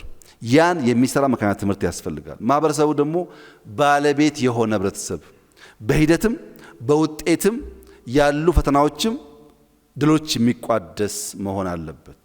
ብዝሃ ተዋናይ ስንል ኢንተርፕረነር የግል ዘርፍ ያስፈልጋል፣ እሴት የሚፈጥር ኢንተርፕረነር መንግስት ያስፈልጋል፣ አስቻይ ስርዓት የሚፈጥር ኢንተርፕረነር ምሁር ያስፈልጋል፣ ሐሳብ የሚፈጥር ኢንተርፕረነር ባህል ያስፈልጋል፣ የሚነሳሳ አጃይል የሆነ አዳፕቲቭ የሆነ ለመማር ዝግጁ የሆነ። ለምን አሁን እኛ ያለን መዋቅራዊ ችግር ሱፕራስትራክቸሩም ኢንፍራስትራክቸሩም አልትራስትራክቸሩም ኢንፍራስትራክቸሩም የሚፈታው እነዚህ ተዋንያን ተሰናስለው ስራቸውን ከሰሩ ብቻ ነው። በአንድ ወገን ጥረትና ስራ የተሟላ ውጤት ልናመጣ አንችልም። የተሻገረ የተሳሰረ ምሁራዊ ሚና እንዴት እንወጣ? አንደኛ ንቁ ተሳትፎ፣ በእያንዳንዱ የሐሳብ ገበያ ውስጥ የራስን ድርሻ ኮንትሪቢዩት ለማድረግ በንቃት መሳተፍ፣ ከራስ የተሻገረ ዓላማ መያዝ፣ ሐሳብ ትልቁ ፕሮዳክት እንደሆነ ማመን፣ የሰው ዋነኛው የእድገት አቅም ዘር የሚነሳው ከሐሳብ እንደሆነ ማሰብ፣ ምሁራን ድልድይ መሆን። በቴሲስ እና አንታይ ቴሲስ እምብዛም ችግር የለም። ሐሳብ ሲመጣ በተቃረነ ሌላ ኤክስትሪም መቆም ችግር የለም። ሲንተሲስ ላይ መስራት ከሁለቱም ወገኖች ጠቃሚ ነገር ካለ ወስዶ መካከለኛ የሆነ አሻጋሪ ሐሳብን መንደፍ የምሁራን ሚና ይሆናል። ብሔራዊ እይታ ከሐሳባዊ ፋይዳ ባሻገር ከእውቀታዊ ፋይዳ ባሻገር ብሔራዊ ፋይዳው ማየት ጀስት አውቄያለሁ ተመርቄያለሁ ሳይሆን ለሀገር ለማህበረሰብ ያለውን ኢምፓክት ማየት። ምሁርነት ከሙያዊ ስኬት ከሙያዊ ኬሪየር ባሻገር ለሀገር እድገት ያለውን ጠቀሜታ ማየት። ክፍል ከጊዜ ሰሌዳ ባሻገር ከጠባብ ሩም ባሻገር ሀገርና ትውልድን እያሰቡ መስራት። ጊዜ የማይገድበው ሙያዊ ልዩነት የማያጥረው ፖለቲካዊ ዲፍረንስስ የማያስቀሩት ምሁር መሆን ይኖርበታል። ኢንተርፕረነር እይታ ሲባል መፍጠር፣ መተግበር፣ መለወጥ ነው። ኢኖቬት የምናደርገው ኮንሱም ማድረግ ብቻ ሳይሆን አይዲያን ፕሮዲዩስ ማድረግ ያስፈልጋል። ፕሮዲዩስ ማድረግ ስንችል ኮንሰምፕሽናችን ይሳልጣል፣ ጋፕ ካለውም ይሞላል። ሁለተኛው ኢምፕሊመንት ማድረግ ነው። እውቀት ከሼልፍ የሚሻገር ሪሶርስን የሚጠብቅ ሳይሆን ሪሶርስን የሚፈጥር መሆን አለበት። የጅማ ዩኒቨርሲቲ ከዩኒቨርሲቲ ወጥቶ የአርሶ አደር ማሳ ውስጥ ቡና ላይ ካልሰራ፣ የአዳማ ዩኒቨርሲቲ ከማሳ ወጥቶ ስንዴ ላይ ካልሰራ፣ ቁጭ ሪሶርስ ከጠበቀ የምናስበውን ነገር ኢምፕሊመንት ማድረግ አንችልም። ሶስተኛው ኢምፓክት ነው። ውጤትና መፍትሄ ተኮር መሆን፣ ችግር መተንተን፣ ጉድለት ለማሳየት መሞከር እሱ ችግር የለውም፣ ሁሉም ሰው ይችለዋል። ያን ችግር ተሻግሮ መፍትሄ ማምጣት ላይ ግን ቀዳሚ ሚና መጫወት ይኖርበታል። ቀዳሚና ማዕከላዊ እይታ፣ ቀዳሚና እውነት ገላጭ፣ በዚህ ድህረ እውነት ዘመን እውነት የሚገልጥ አራቂና እሴት ገንቢ፣ እውቀት መር ውይይቶችን የሚመርጥ የሚወድ የሚያደርግ፣ ምሁራዊ ምክረ ሀሳቦች የሚሰጥ። የሴራ ትንታኔ መበራከት እውነት አንሶ እንዲታይ ስለሚያደርግ የዳታ የኢንፎርሜሽን እና የእውቀት ሲኩዌንስ ሳይበላሽ እውነት እንዲጎላ የሚያደርግ መሆን አለበት። እውነት መርምረው መግለጥ፣ ነገር ከስር ከመሰረቱ ማየት የሚችሉ ምሁራን ሲበራከቱ ኢትዮጵያ ውስጥ ያለው ችግር ተፈቶ የምናስበውን ነገር እናሳካለን። ማጠቃለያ፣ ከነባሩ የሐሳብ አጥር እንውጣ። አዳዲስ ሐሳብ ለመፍጠር እንሂድ። ከልማድ እስር እንውጣ። ሸብቦ የያዘን የልማድ እስረኝነት ወደፊት እንዳንሻገር ስለሚያደርገን ከጎራ ከሰፈር እንውጣ። ሐሳብ ድንበር የለውም። ከጎራ ከሰፈር ወጥተን የበለጸገች ኢትዮጵያን ለመፍጠር በጋራ እንስራ። ለምን ያላችሁ እንደሆነ ኢትዮጵያ ረጅም ዘመን ያላት ሀገር ናት። የዛሬ 4-5 ዓመት ኢትዮጵያ አትፈርስም ብዬ በምናገርበት ሰዓት ብዙ እምነት የለም። አሁን ብዙ ጥርጣሬ ያለ አይመስለኝም። ኢትዮጵያ አትፈርስም። ኢትዮጵያን ማፍረስ የሚችል ኃይልም የለም። የሚፈልግ ሞልቷል፣ ማድረግ የሚችል ግን የለም። ከዛ አልፋለች። ለምን? ስረ ሰደድ ቤተ ሰፊ አገር ስለሆነች። ሀገር በቀል እሳቤዎች ቅድም እንዳነሳሁት በአፍሪካ ውስጥ ብቸኛው በጽሁፍ ቋንቋ ለመገበያየት የሚያስችል ፊደል ካላንደር ያላት ሀገር፣ በራሷ አውድ ለመመላለስ የሚያስችል በጣም ብዙ ፈጠራዎች ያላት ሀገር ናት። የዳበረ ባህል ያላት ናት። ተናበን ተሰናስለን ተማምረን በጋራ ቆመን መናናቅን፣ እብሪትን፣ ማናህለኝነትን አስቀርተን ብንሰራ ልናመጣ የምንችለው ውጤት ትልቅ ነው። ለዚህ ዋናው ነገር መልካምነትና በጎ ህሊና ነው። መልካምነትና በጎ ህሊና ከሌለ እኩይ ፍላጎትና ሐሳቢዎች ይኖራሉ፣ ግን አይከናወኑ። በአንድ ወቅት አንድ ሼክ ግመል ሊገዙ ገበያ ይወጣሉ። ገበያ ሲወጡኝ ሼክ ረዳት ነበራቸው። ገበያ ወጥተው ካሉ ግመሎች አንደኛውን መርጠው ዋጋ ተደራድረው ከፍለው ይገዛሉ። ገዝተው ወደ ቤት የመልስ ጉዞ እንደጀመሩ ግመሉም እንዲያርፍ እነሱም እንዲያርፉ አንድ ቦታ አረፍ ብለው ሲቀመጡ አጋጣሚ ግመሉ ኮርቻ ነበረው። ግመል ትልቅ ነው። ላዩ ላይ ያለ ኮርቻ እምብዛም አይታይም። ኮርቻውን ረዳቱ ሲያነሳው ከስሩ ትንሽ የተቋጠረ ነገር ያገኛል። ያ የተቋጠረ ነገር በውስጡ ብዙ እንቁዎች ይዟል። ሰውየው እንቁ መሆናቸውን ሲያይ ረዳቱ በእጅጉ ይደሰታል፣ ይፈነጥዛል። ለሼኩም አለፈልን፣ ግመሉን ከገዛንበት በብዙ እጥፍ የላቀ ሀብት አግኝተናል ይላቸዋል። ሼኩ የለም ይሄ ስላልገዛ ነው እንመልሳለን ይላሉ። ሰዎቹ እኮ እዚህ እንደነበረ ማያቁም እንደሸጡልንም ማያቁም መመለስ አያስፈልገንም ይላል ረዳቱ። አይ እነሱ ባያቁም እኛ እናቃለን፣ ስለምናቅ ማስቀረት አንችልም ብለው ወደ መጡበት ወደ ገበዩበት ገበያ ይመለሳሉ። ተመልሰው ሰውየውን አፈላልገው ይቅርታ በስተት እነዚህን እንቁዎች ከግመሉ ጋር ሰጥተናል፣ ይሄ እንቁ ያንተ ነውና ውሰደው ይላሉ። ሰውየው ይደነቃል፣ ከፍቶ ይቆጥራል። ያስቀመጠው 24 እንቁ ነበር። 24ቱም እንቁዎች አሉ። በጣም ደስ ብሎኛል ታማኝ ስለሆኑና 2 እንቁ ልስጦት ይላቸዋል። ሼኩ የለም 2 እንቁማ ወስጃለሁ አሉት። ደግሞ ቆጠረና አልወሰዱም 24 ነበረኝ አሁንም 24 ነው ያለው አሉት። አይ እናቴ መልካምነትና በጎ ህሊና የሚባሉ 2 እንቁዎች አስተምራኛለች፣ እነሱ ይበቁኛል አሉ ይባላልና በመልካምነትና በበጎ ህሊና ተባብረን ኢትዮጵያን ወደ ብልጽግና እናሸጋግራት። አመሰግናለሁ።